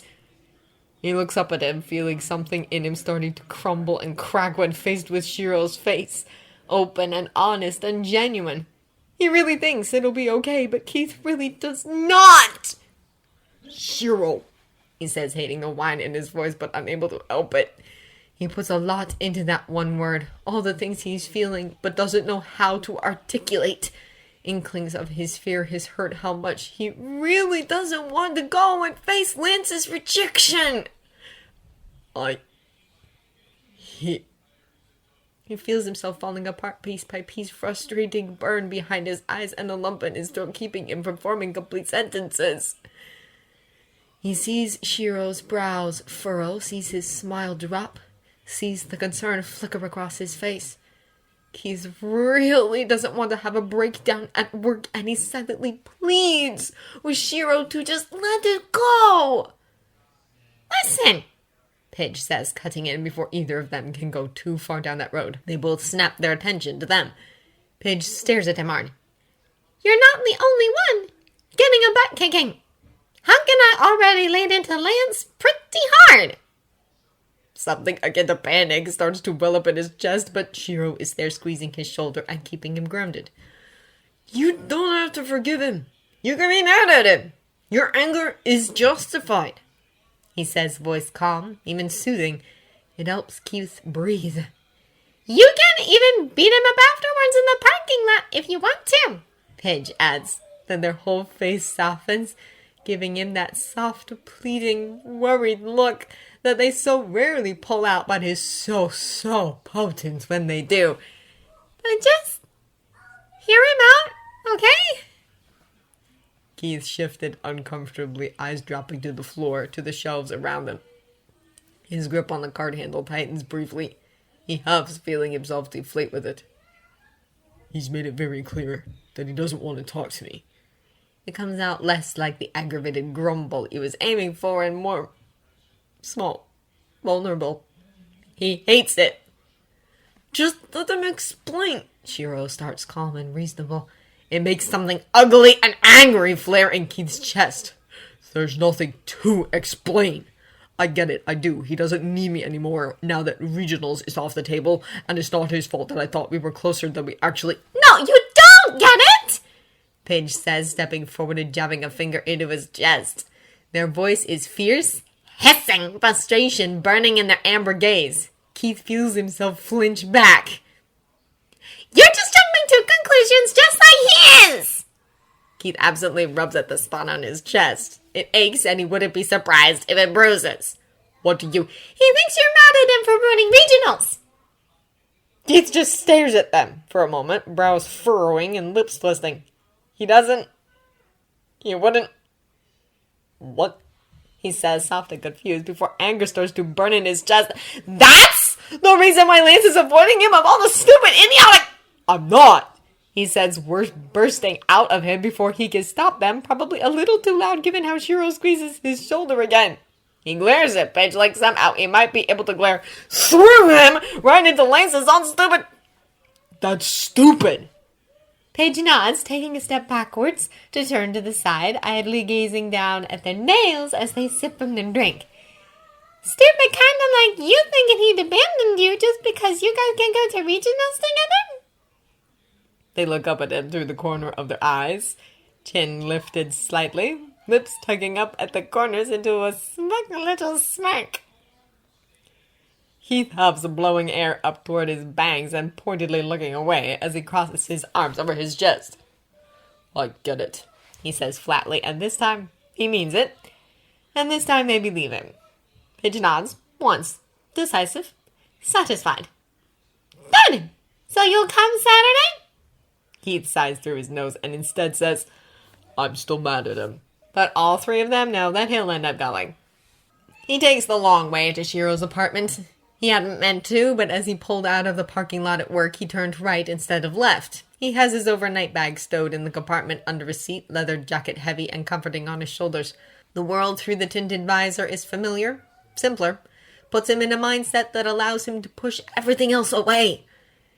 He had meant to head straight to Shiro's after work, but with his bike beneath him, rumbling in his ears and vibrations rattling through his bones, with the wind biting at the exposed tips of his fingers and his neck, playing with the strands of hair that curl out from beneath his helmet, with the road in front of him and the flashing of lights in his eyes, he makes a different turn. Then another. And another. He simply needs time. Time to decompress from work. Time to soothe his rattled nerves. Time to simply be. Exist. Let himself go. Let himself just breathe. So he drives through the streets as the sun sets, never taking the same road twice, weaving his way through the city, edging closer and closer to Shiro's apartment. He can feel himself drawn there, like being tugged by an invisible wire, slowly but surely, no matter how much he resists. So he takes his time, enjoys the ride, until the chill begins to seep in and he can feel his foam blowing up in his pocket. When he finally pulls into the familiar parking lot, he can see the others' cars are already there. He finds them before he even realizes that he's looking for them. He parks between Hunk's gold Buick and Karan's blue Jetta, taking off his helmet and pulling out his phone. There's a variety of messages, mostly from Paige and Shiro, ranging from please to threats. With a sigh of defeat and a fleeting glance toward the stars, he squares his shoulders, tucks his helmet under his arm, bag strap over his shoulder, and marches up the stairs. By the time he reaches Shiro's door, his fight-or-flight instincts are in full swing. Adrenaline runs through his veins, making his knees shake and his stomach twist. His heart is hammering, bruising, and painful. Biting the inside of his cheek, he reaches out, fingers curling around the doorknob before he can run. The moment the door opens, he's swept up into a flurry of sound and movement. The apartment opens up to the kitchen, where Hunk is standing in front of the stove, apron on and watching over several pots at once. Allura is crouched at his feet, peering intently into the oven. Shiro stands nearby, hovering close enough to watch, but far enough that he's not in the way, leaning against the counter with his arms crossed loosely over his chest. He's the first one to see Keith hovering in the doorway. "Keith!" he says, face brightening instantly. His face is warm, an open smile widening as he pushes off the counter and walks towards him, arms outstretched. Keith knows what's coming, and he doesn't bother trying to fight it. Shiro pulls him into a hug, wrapping his arms around Keith's shoulders, his back, and Keith melts into it, buries his face in Shiro's chest like he used to do when they were kids. Pretends for only a moment that he can hide here where it's safe and avoid facing his problems. "I'm glad you came." He can feel Shiro's words rumbling in his chest, voice soft and low, and meant only for him. He can hear the relief in it, the content, the pride. He hates it, even more so when his chest flutters because of it. He doesn't think he'll ever stop being the little kid who longs for Shiro's approval, to make him proud. He even finds himself smiling against the ridges of Shiro's collarbones. Ugh! "I still don't want to be here." He huffs, words muffled against Shiro's shirt, but no less disgruntled. "I know, but you are here, and that's what matters." He pulls away then, and Keith instantly misses his warmth, the safety he provides. Shiro settles his hands on Keith's shoulders, squeezing gently and all but forcing the tension out of them. He pins Keith with his gaze, kind and reassuring, smile soft and genuine. "It's going to be okay." Keith meets his eyes, feeling his brows pinch and his lips twist up into some semblance of a frown. "Trust me, okay?" Finally, Keith sighs, body slumping in defeat and resignation. "Fine."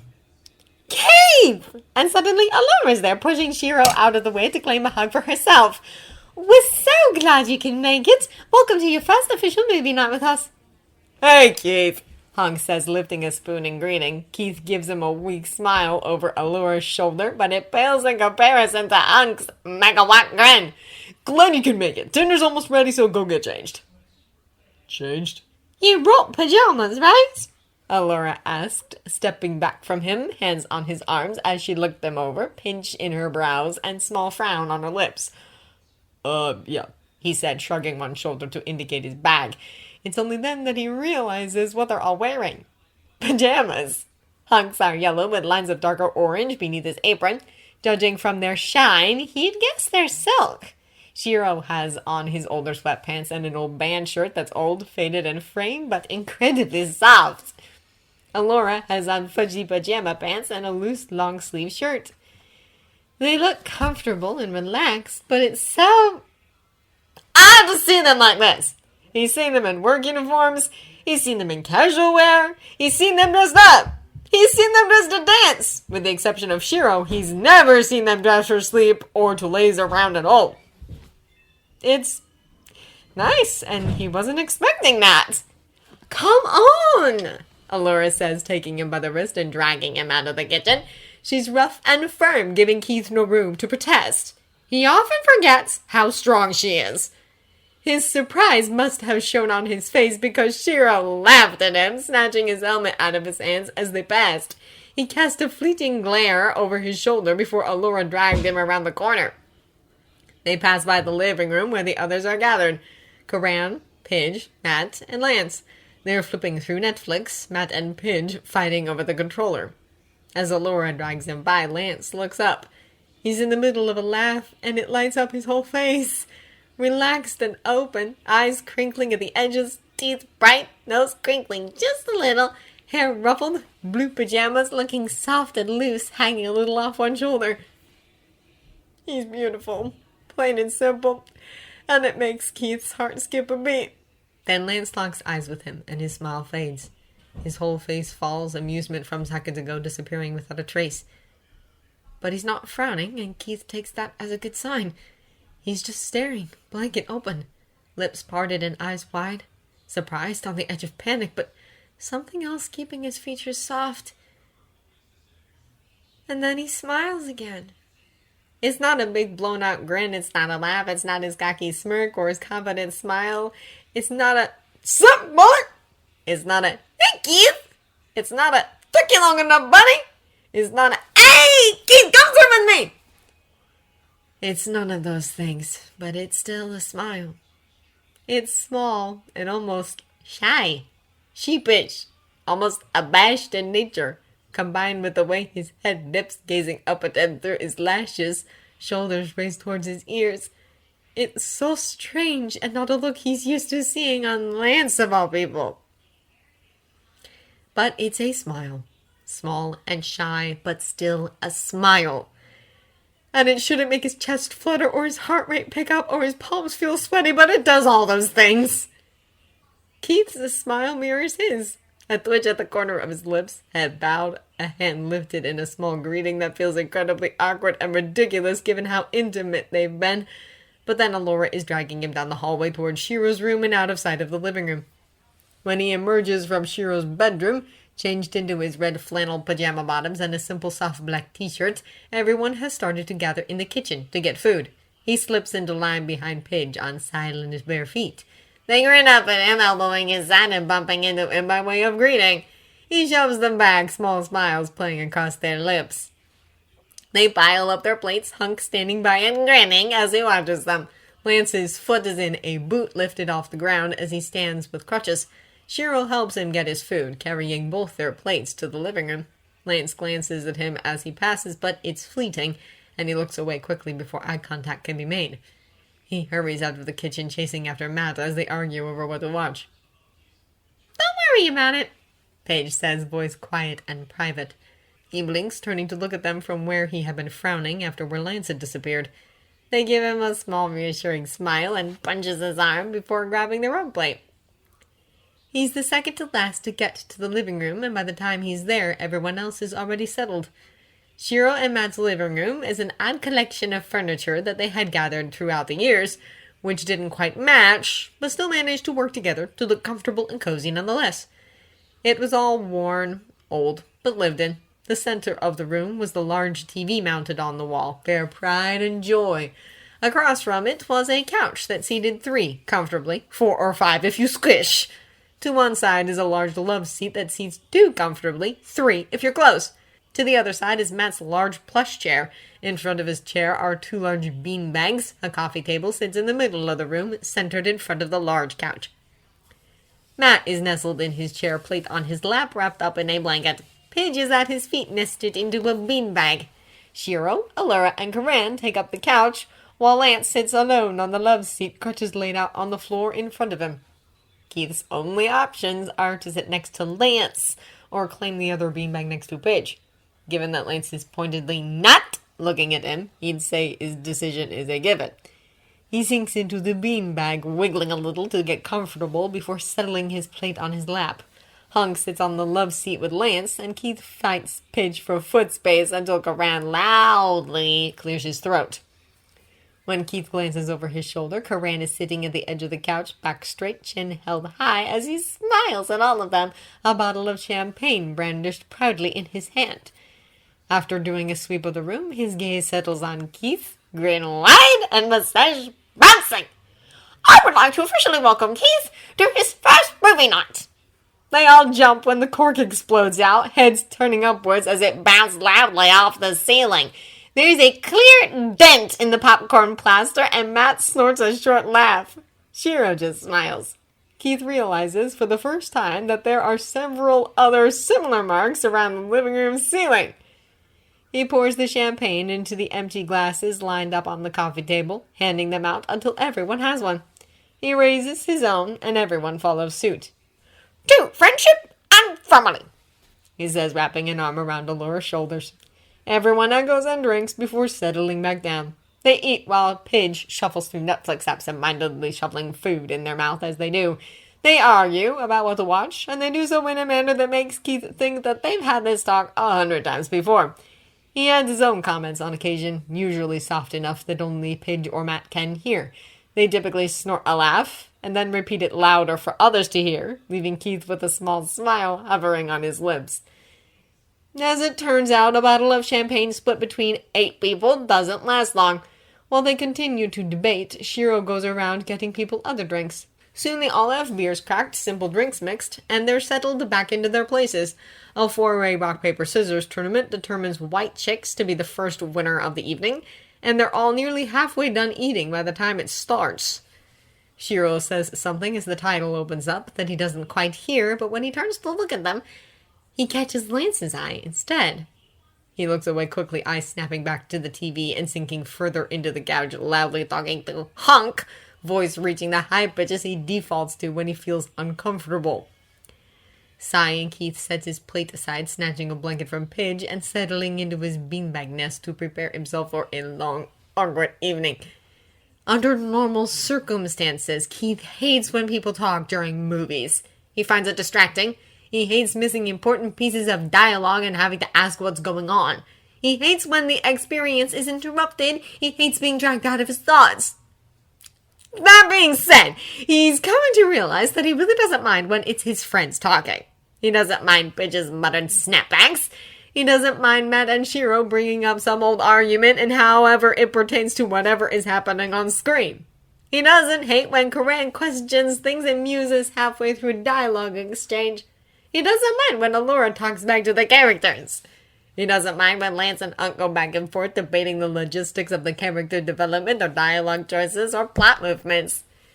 They all go through waves of conversation as the movie plays on, volume rising and falling.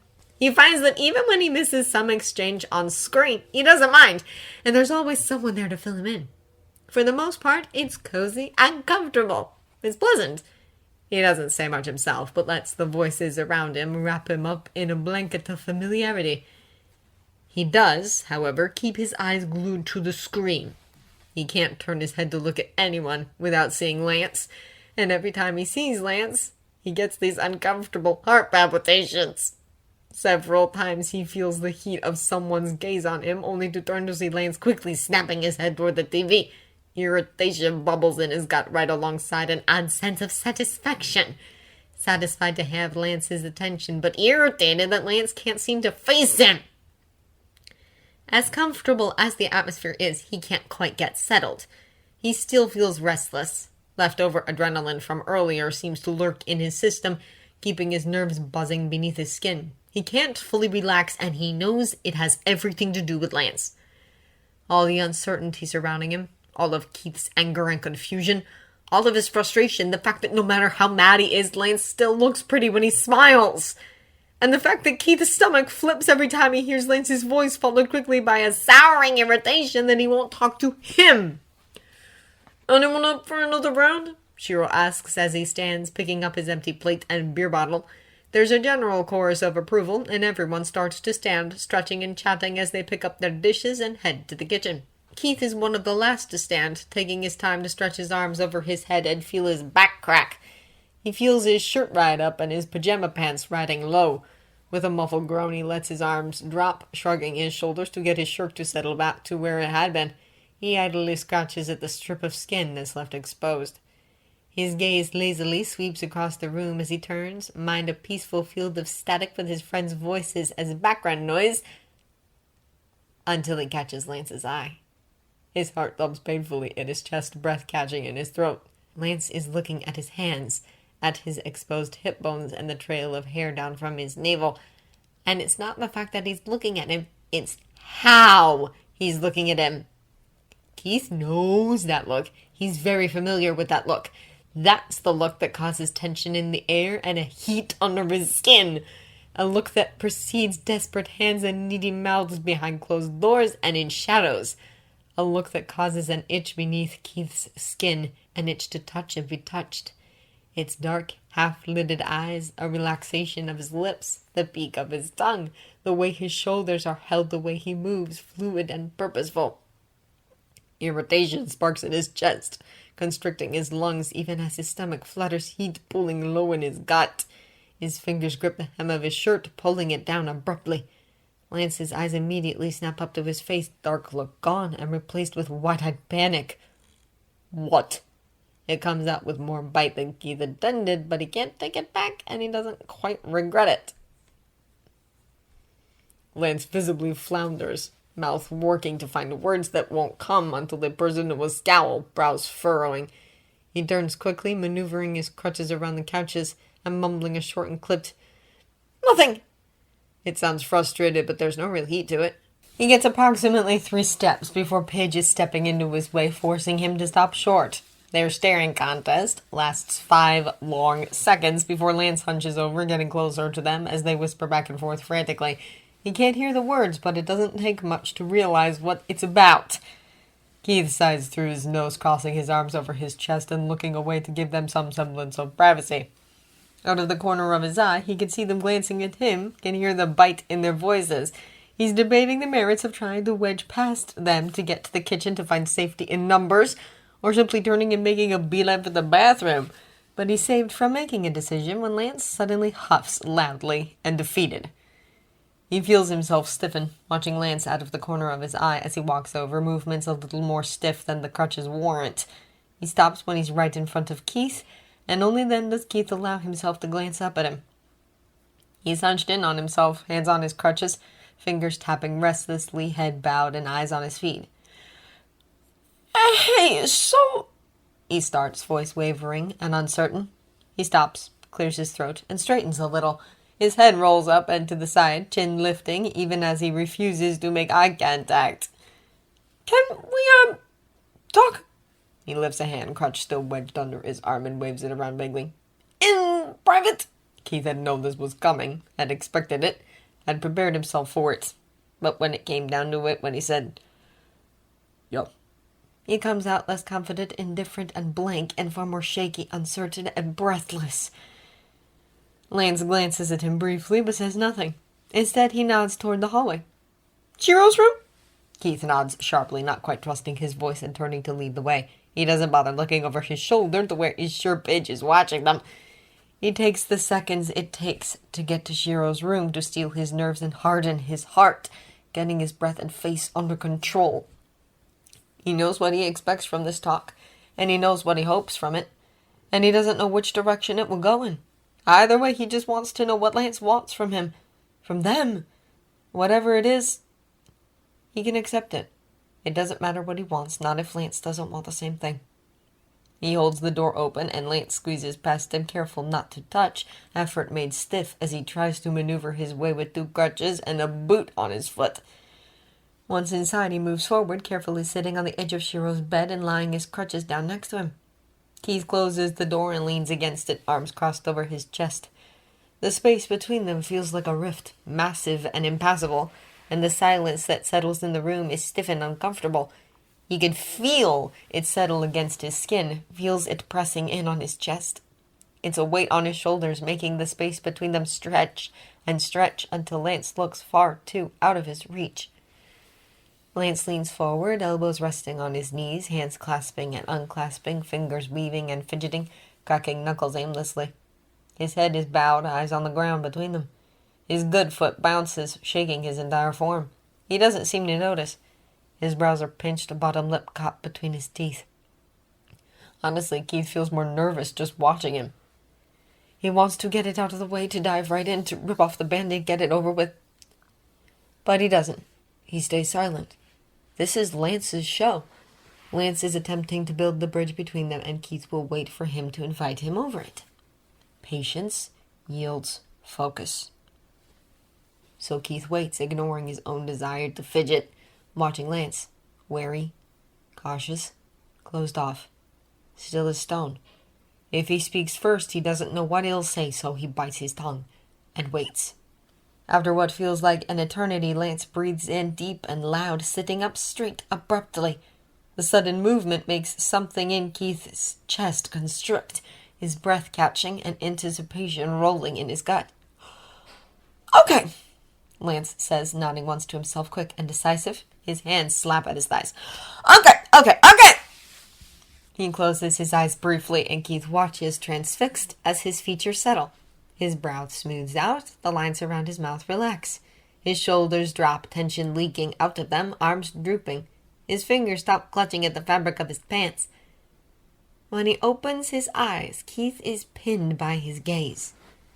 Blue eyes intense, hard, narrowed but not angry. Lines at the edges but not heated. Dark, sucking him in, refusing to let him go. Determined, confident, blue fire, the heat at the heart of a flame.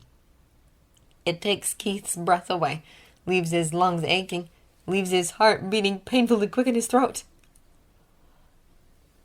"I'm sorry," he says, and it's soft but strong, firm, unwavering. He just stares, holding Keith to the door like a knife through his heart. The silence settles again, but this time it's tense with expectation. Keith clears his throat, wishing he could look away, but knowing he couldn't if he tried. "For what?" he finally says, proud, when his voice is unwavering, despite the fact that his mouth feels dry. Lance holds him firm for just a moment, just one tense second, and then he completely deflates, folding in on himself. "Everything," he says, breath leaving him in a rush. The hardness in his gaze softens, the fire snuffed out, his brows pinched, lips tugging down at the corners. In just one word, he goes from being a pillar of strength to crumbling into the ocean. He takes in a shaky breath, running his fingers through his hair and scratching at the back of his neck.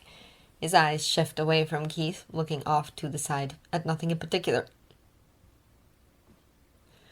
"Look, I know you're mad at me, but I'm really sorry," he starts, sounding just as crushed as he looks. His eyes flicker to Keith's for only a moment before they flinch away, and before Keith can correct them, he's already pushing forward.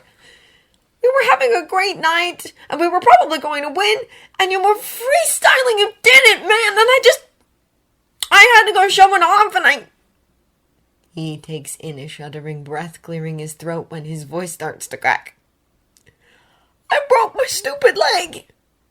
It looks like it pains him to say it, and it hurts Keith's heart to hear it. "I broke my leg, and now you can't go to regionals and—" "Stop." His voice surprises them both, his voice sharp and loud and clipped. Lance's mouth snaps shut with an audible click, jaw clenching as he stares at Keith, wide-eyed and fearful, lip once again caught between his teeth. Keith wants to press his thumb there until Lance releases it, and then kiss his stupid, beautiful face, then punch him. "That's why you think I'm mad?" he asks, incredulous, bewildered, and frustrated. Lance glances around the room, eyes unable to settle. His foot once again starts bouncing, and he seems to wilt under Keith's glare. "Aren't you?" It sounds so small, and he says it so innocently, so warily, like he fully believes that's the reason Keith is upset with him. Keith blinks, brows furrowing, scowls settling onto his features, lip curling. "What No! He doesn't realize how harsh he sounds until he sees Lance flinch, sees him shrink into himself. He tries again. I don't care that you broke your leg. Lance looks at him, face pinching in confusion and hurt.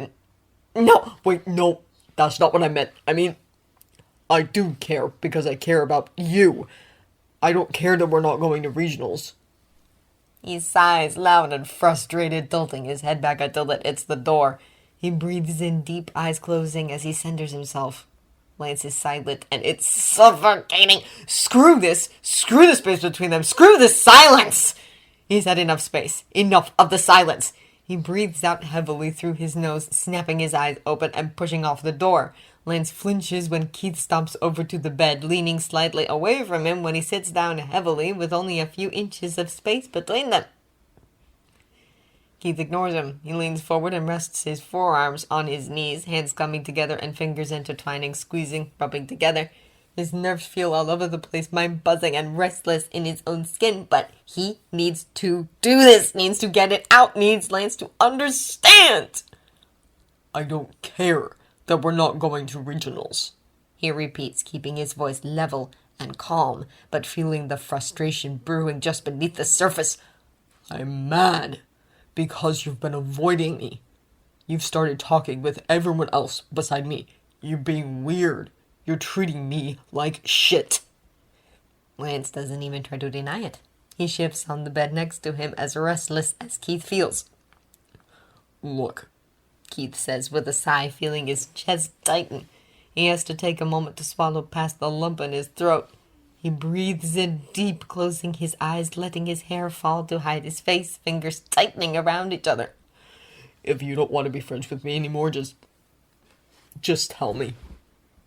He hates how the fire leaks out of him. He hates how small he sounds. Hates the hurt he feels as clear as day.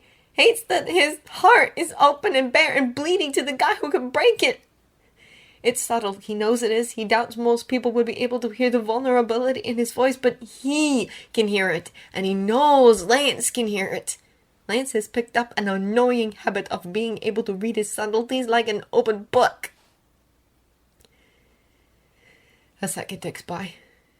Then 2, 3.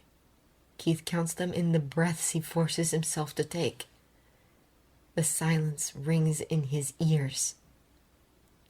When Lance finally speaks, it's a lot higher in pitch than he was expecting. Loud and offended. Of course I still want to be friends with you, Keith! What the fuck? Keith blinks his eyes open, tilting his head to look at Lance. His confusion and surprise must have shown on his face because Lance rolls his eyes, lips set into a frown as he huffs, leaning back and crossing his arms over his chest. You're more than just a dance partner, dude! He says, mumbled and indignant, pink spreading out across his cheeks as he glares at the floor. You're my friend! Our friend! You're one of us now, dude! We're like hooked up California! You can check in, but you can never leave! Keith's traitorous heart flutters like a goddamn lovesick puppy. When did he get so soft? He knows Lance is trying to lighten the mood, but there's more he needs to say. He grits his teeth, stomping down the little fluttering of hope, and looks down, letting his hair fall, hides behind it like a shield. He literally jumps out of his skin when Lance suddenly lays a hand on his arm. Keith? It's a question, soft and concerned. Keith exhales sharply through his nose. Time to rip off the Band-Aid. Then, if you don't want... He waves a hand around vaguely, expression pinching as he gestures at the space between them. Whatever's been going on between us, just say so. It's fine. It doesn't sound fine, despite his attempts at indifference and nonchalance. Oh! He sounds startled, hand suddenly lifting off his arm and hovering awkwardly. Oh! Keith squeezes his eyes shut, holding his breath, hands squeezing together as he braces himself for rejection. Oh, no, Lance's hand pats his arm, hesitant and awkward. No, I wouldn't mind if that continued. His voice trails off and he clears his throat. Keith's eyes have snapped open wide as he stares at the floor, heart beating wildly in his chest. Out of the corner of his eye, he can see Lance straighten. Yeah, I'm a fan of that. His hands clasped loudly in front of him, sitting stiffly in his lap, fingers tapping at his knuckles. Yep, that's cool. Totally cool. If we continue that's if you want to. That wasn't at all what he was expecting, hoping for. Yes, he's thrilled. He really is. His toes are curling and his stomach is flipping. He floods his body, uncertain whether it wants to settle low in his gut or rise up to his neck to settle on his cheeks. But Keith turns to look at him then, tilting his head suspicious, pitching his features, lip twisting into a frown. Lance glances at him nervously, sheepish smile on his face. Then why? Keith straightens eyes narrowly. Why have you been avoiding me? Lance starts, then huffs, scratching the back of his neck and turning his head away. Keith can see the redness in his ears, his neck. I was embarrassed. I know that's a stupid excuse, but... His arm drops back to his lap, shoulders slouching. He turns to look at him, then, eyes wide and apologetic, smile small and nervous. And I thought you'd be mad at me. And I thought you'd think I was an idiot.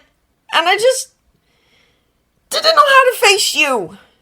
And I know it sounds stupid because it is stupid, but I was scared. It hits Keith then. Hits him like a ton of bricks slamming into his chest and taking his breath away. Leaves him reeling and off balance like the earth had been taken right out from underneath his feet. He realizes it while looking at Lance, hearing his voice just as raw and open and torturingly honest as Keith's had been only moments before. Hears the words unspoken. Lance had been just as afraid of rejection as he had been. I do think you're an idiot, he says evenly, giving Lance a flat look, enjoying the way Lance stares at him, surprised and confused, squirming despite his obvious efforts not to. Then he can't hold it back anymore. His lips twitch, pulling up on one side into a small smirk. He can feel it in his cheeks, crinkling his eyes. Lance catches it quickly, surprising, fading into open awe, but no less confused. But not because you broke your leg. Accidents happen, Lance. I just want to be there for you. He says it like a confession, hoping Lance can read between the lines and hear the things he doesn't quite say. He watches Lance's face, watches the slow transformation. His smile starts in his eyes, bright and blue and glistening. They crinkle at the edges as his cheeks lift, and then slowly, so slowly, his lips lift to match until his teeth are showing and his grin is so wide that it hurts to look at. And then he's throwing himself forward, wrapping his arms around Keith's shoulders and pulling him into a bone-crushing hug. He buries his face in the crook of Keith's shoulders and mumbles a soft, "I'm sorry." It takes Keith only a moment of hesitation before his arms lift automatically, wrapping around Lance's back and pulling him in. His hands settle at his lower back, and it feels perfect. Whole. Like they just fit there, so naturally. His head falls forward to rest on Lance's shoulder, closes his eyes, and breathes in the simple smell of Lance. God, he missed this. He missed this a lot. Hadn't realized just how bad it had been until he was in Lance's arms again, holding him tight. He comes to the conclusion that he's way too far gone for this boy. It's not good for his health. Are you crying? He asks, noticing the slight shake in Lance's shoulders. No! Comes the indignant answer, but it's punctured with a sniffle. Keith chuckles, his own chest shaking, with it muffling the sound against Lance's shoulder. Shut up, Kokanee! We're having a moment! Instead of responding, Keith just tightens his hold, pulls Lance a little closer, nuzzles into him until they can feel the boy shiver against him. So, Lance says after a long moment of silence. One hand has crept up his back, fingers idly carding through his hair. Keith hums softly at the touch. We good? Depends, Keith says, turning his head to grumble against Lance's neck. Are you done avoiding me? He feels the shudder that runs through Lance when Keith's breath fans out across his collarbones. Definitely! Keith smiles, ducking his head to press his lips against Lance's exposed shoulder, making sure he can feel it. Then yeah, we're good. The door opens so silently that he barely notices the movement of it. It doesn't really register until it's wide enough that he can clearly see the hallway beyond. He lifts his gaze from the book in his hand, eyebrow cocking as he waits. It only takes a moment for the door to push shut again, and then Maria comes padding into view on shy, socked feet. She shuffles over to the bed and only looks up when she stops by his side. She gazes up at him through wide eyes, just like his brother's and his dad's, just a shade lighter than his own. She looks up through her bangs, clutching a book to her chest. He lowers his own book, giving her that smile that always seems to be on his face whenever his nieces and nephews are around. "What's up, Buttercup?" he asks, soft and gentle, like he tends to be around Maria. "Leo and Abby are playing loud," she mumbles, lips barely moving, twisting back and forth a little. "Can I read in here?" He smiles, opening up his arms. "Sure thing, come on up here." It takes her no time to crawl her way up onto his bed, settling herself on his lap like she's done 1,000 times before. He soothes her hair down and out of his face, then continues to do so as she opens her book in her lap. He tilts his head to rest his cheek atop hers, holding his book up with his free hand to continue reading. It's Dune, an old book and a long one, but a science fiction classic, according to Keith. He's barely managed to make a dent so far, but it's one of Keith's favorites, and the light in his eyes when he suggested it pretty much made the decision for him. He only gets another page in before it becomes increasingly obvious that Maria isn't reading. Her book is open, but her head isn't pointed down. He glances up, following her gaze to where his leg is outstretched, foot propped up on a pillow. His boot and crutches are on the floor next to his bed. "What's up?" he asks, poking her side to get her attention. She jumps and giggles, pushing his hand away, but then grows quiet, shifting in his lap before finally mumbling, "Can I see your scar?" She asks it like she's scared of the answer, like she's scared the question is wrong, like she might get in trouble. It tears at his heart. That shouldn't be a worry that a 5-year-old has. So he smiles, soft and reassuring. "Go ahead," he says, gently pushing at her shoulders. She closes her book quickly, shoving it to the side as she crawls down the bed.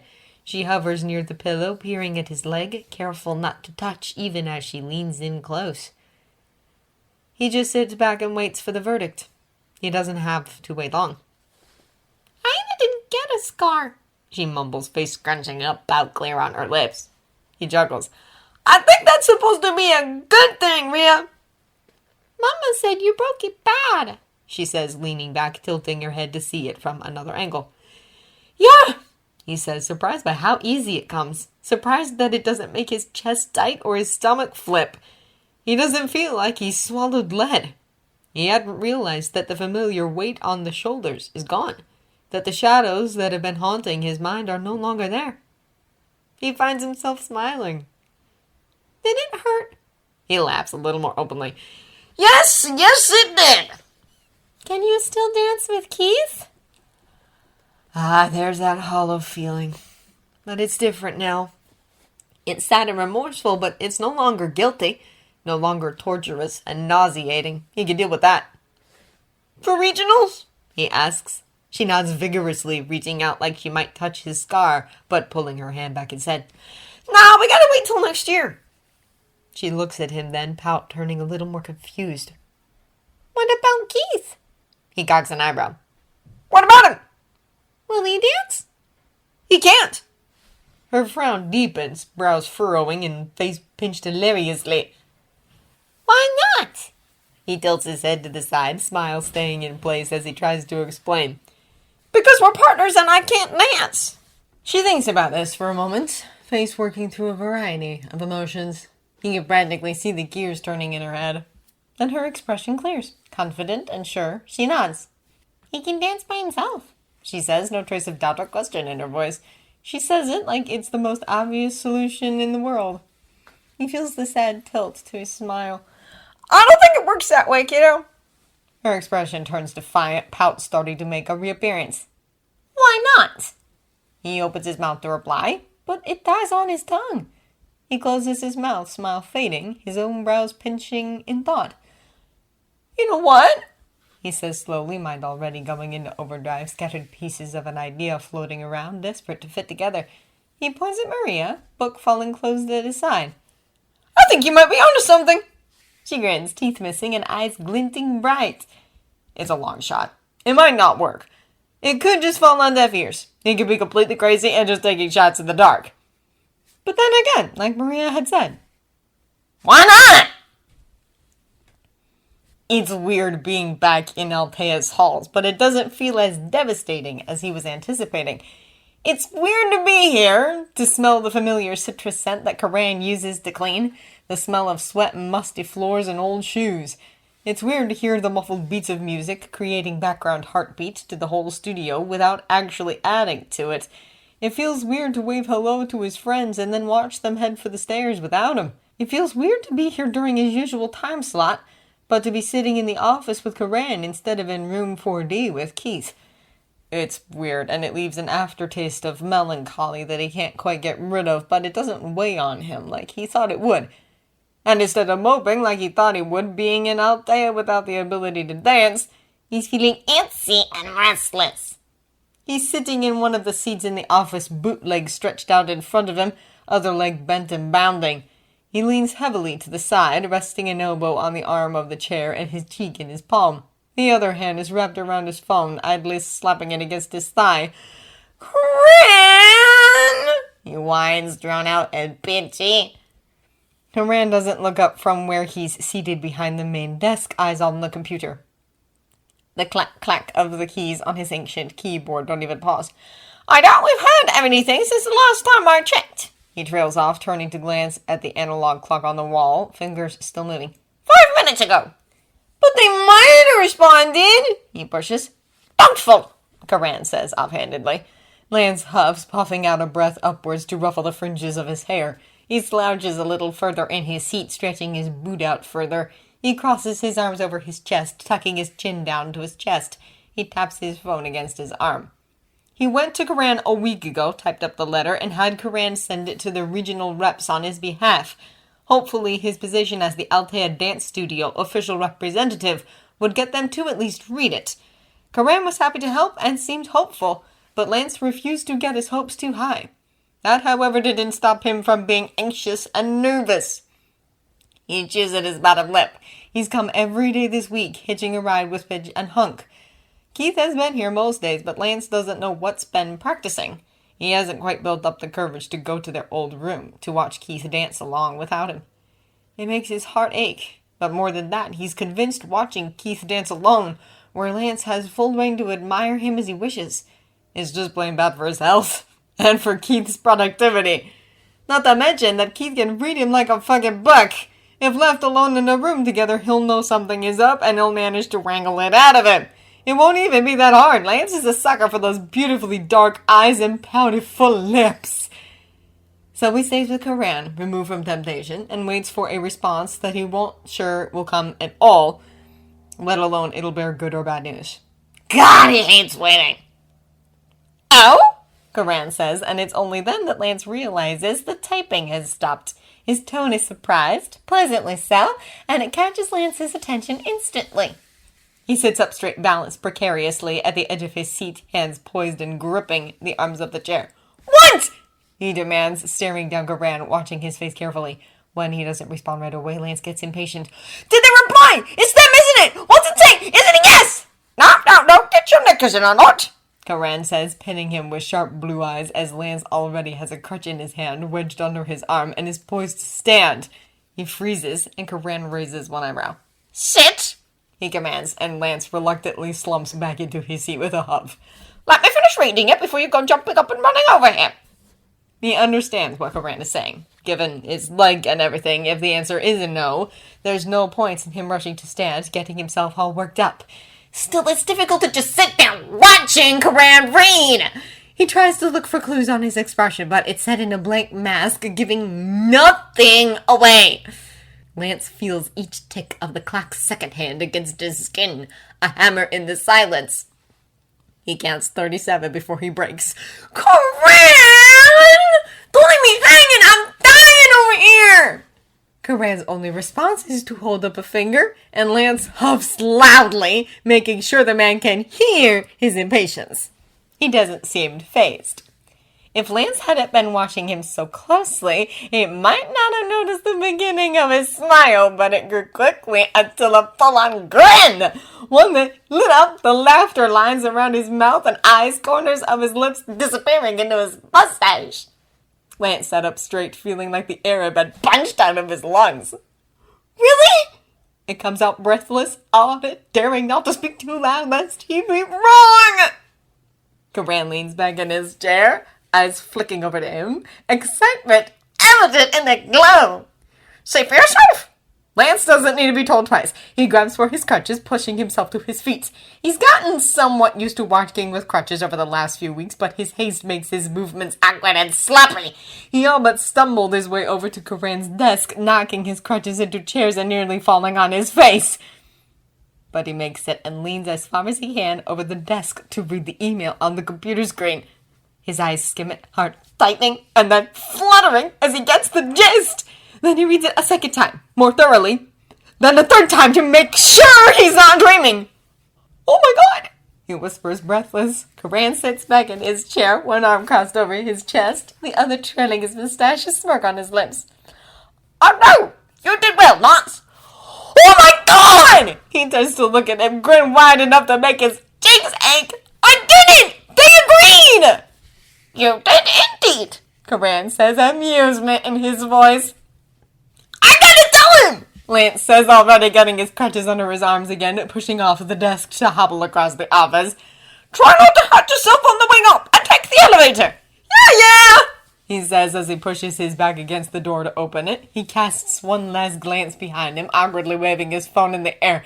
Can you forward that email to me? He nods, already reaching for the computer. Sure thing. You're the best, Coran, Lance calls as he slips out into the hallway. He makes his way down the hall as fast as he can, bootleg held up and away from the floor because the old no-wait thing is still in play, body swinging with every step, held between his crutches like a pendulum. Thankfully, they're in the middle of the day, in the middle of the week, in the middle of a time slot, so the halls are blessedly empty, which leaves him with a clear shot to the elevator. Come on, he says, finger jamming the button over and over. Come on, come on, come on! He casts a fleeting look toward the stairs, wishing that he could just sprint up them. The elevator dings, the doors slide open, and he shuffles inside.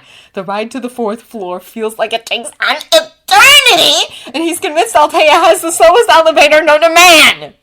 But then it dings, the doors slide open, and Lance hurries down the hall as quickly as he can. The door to room 4D is cracked, and he can hear music coming from within. He stops outside it, leans on one crutch, plants the bottom of the other on the door, and shoves. Keith! He shouts as the door swings open. Keith startles, stopping whatever movement he was in the middle of and barely regaining his balance as he whips around to gape at him. Lance? He asks, brows furrowing and head tilting just a little to the side. Keith! He shoves through the door, pushing it away as he bounces off the wall and swings back to hit his arm. He hurries across the room as fast as he can, Keith's eyes widen, shrinking back a little as Lance comes barreling toward him. Keith! Keith, look! He's so focused on Keith himself that he doesn't see his hoodie on the floor. One of his crutches lands on it, and the speed at which he's going swipes it right out from under him. He shouts wordlessly, sound choked off in his surprise as his balance wavers, one of his pillars suddenly gone and booted foot still up in the air. His momentum doesn't stop, throwing him forward, throwing him down. Keith's reflexes are sharp. He jumps forward the moment Lance slips, arms flying out to catch him. Unfortunately, his weight isn't balanced well enough to keep them both standing, and they go sprawling to the floor. He lands heavily on top of Keith, hearing the air rush past his lips with a pained hiss. His crutches go clattering off to the side. His knee hits the floor between Keith's legs, and an elbow slams the ground next to them, sending twin jolts of pain shooting through him. They're both tense, but as soon as they land, they relax with matching groans of pain. Lance lets his head drop to Keith's shoulder, body going limp on top of him. Even through the echo of fading pain, he's able to appreciate and enjoy the hard lines and warmth beneath them. Nice catch, he mumbles into Keith's shirt. He smells like sweat, the sharp spice of his deodorant, and the soft neutral smell of his laundry detergent. It's a combination that Lance has come to associate with him, and he loves it. Nice fall, Keith says, arms resting loosely around him. His head falls back onto the floor with a sigh. What was that all about? Oh! Lance lifts his head, propping himself up on his elbows. Keith watches him curiously as he looks around for... There! He rolls off Keith, sprawling out on his back and reaching for where his phone had clattered to the floor. Lying there, he holds his phone up above his head, pulling up his mail app and waiting impatiently for new mail to load. As soon as he sees the forwarded email from Corinne, he opens it. Keith has propped himself up on one elbow, turned on his side to watch Lance. Here! Look! He says, grinning as he holds up his phone proudly. Keith's brow furrowed just a little, knitting just a little in his curiosity as he scoots closer, practically draping himself against Lance's side. Lance automatically shifts his arm, wrapping it around him to pull him in closer, letting him settle in the crook of his body. Keith reaches out, wrapping his fingers around Lance's wrist to hold his hand steady. He leans forward, small frown pursing his lips as his eyes move back and forth. Lance just watches him read. Watches as his brows relax, rising high into his hairline as his eyes go wide. He feels his own smile tugging at the corners of his lips as he watches Keith's frown smooth out, watches his lips part as his jaw goes slack. For once, Lance doesn't feel impatient. He's buzzing with energy, feels it electric and alive beneath his skin, but he's content to simply lie there and watch as Keith's expression goes through a variety of emotion. Confusion, surprise, awe, disbelief. Lance, he says, and it sounds breathless. His lips barely move, eyes never leaving the screen. What did you do? Lance can't stop the grin from splitting his lips, but when he speaks, his voice is soft and gentle, almost bashful and shy. I emailed the regional's reps, he says, fingers idly tracing patterns on Keith's back. Well, technically Corinne did, but I wrote a personal letter to them. I told them what happened, how we had qualified as a duo, but then I had an accident and just... He shrugs. I told them how hard you had worked and how this meant a lot to both of us. And I asked if it would be possible for them to let you in as a solo act since, you qualified anyway and... Yeah, I didn't know if it would work, but I thought it was worth a shot and... Keith just stares at him, eyes dark and glistening, wide and odd. He looks at Lance like he's the center of the universe, and it takes Lance's breath away. And now you're in! Keith just stares.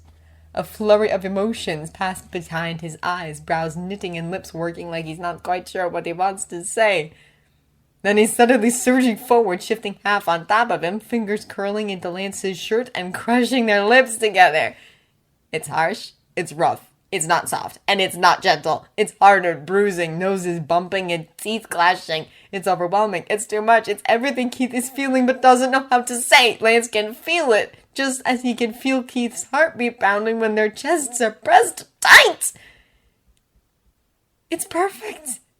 Lance lets his phone slip to the floor, wrapping one arm tight around his back and slipping the fingers of his other hand into Keith's hair, gripping the strands and refusing to let him go. His eyes drift closed as he tilts his head, forcing Keith's to tilt with him. And then everything clicks together. Jagged little puzzle pieces, rough around the edges and ill-fitting, fall into place together, looking like they should never fit, but against all odds, against all logic, do anyway. A perfect snap. Keith's desperation softens as Lance kisses him back, opens up eagerly when Lance looks at his lips, bites at Lance's lips playfully, making him laugh softly through his nose. It's difficult to kiss when they're both smiling, but they manage anyway. When they finally break apart, they don't go far. Keith hovers right above him, breath fanning out across his face. His smile is small, barely gracing his lips, but evident in how his entire face softens. How his eyes crinkle at the edges. Lance's hand slips from Keith's hair, fingers and knuckles moving to smooth across Keith's features, feeling the soft perfection of his skin, cupping his jaw and reveling in the way Keith leans into it. They're both panting, neither of them quite able to catch the breath. He could feel Keith's heartbeat racing his own. Keith's fingers no longer grip his shirt like in anger, but remain tangled in the fabric, unwilling to let go. He doesn't know how he was ever able to stay away from this perfect boy. He doesn't know why he ever thought it was a good idea. He's addicted to him. The taste of his skin, the feel of his lips, the sound of his voice, everything. Keith has him fascinated, transfixed, captivated. He's drawn to Keith, inexplicably, uncontrollably, and completely. And he's tired of fighting it. "Dinner on me?" Keith asks, voice barely above a whisper, but loud in the silence between them.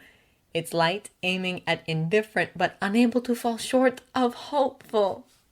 Lance feels the corner of his mouth quirking upward, cheeks rising in a small smirk. "Keith Courtenay, are you asking me out on a date?" It's teasing, light-hearted, wavering slightly with the beat of his heart. "Depends." Lance watches with awe as Keith's smile twitches, hesitant and shy. Sheepish and bashful are odd looks on Keith, but Lance is starting to like them. It's like a secret, a side of Keith only he gets to see, something only shared in the breath of space between them. "Would you say yes?" At that, Lance chuckles. How the hell Keith thinks he'd ever say anything but? He'll never know. His hand moves from Keith's cheek, pushing hair out of his face and tucking it behind his ear. His smirk is confident and cocky, a thin veil to barely disguise the soft anticipation beneath. He's certain Keith can feel the fluttering of his heart beneath his hands. "How could I say no?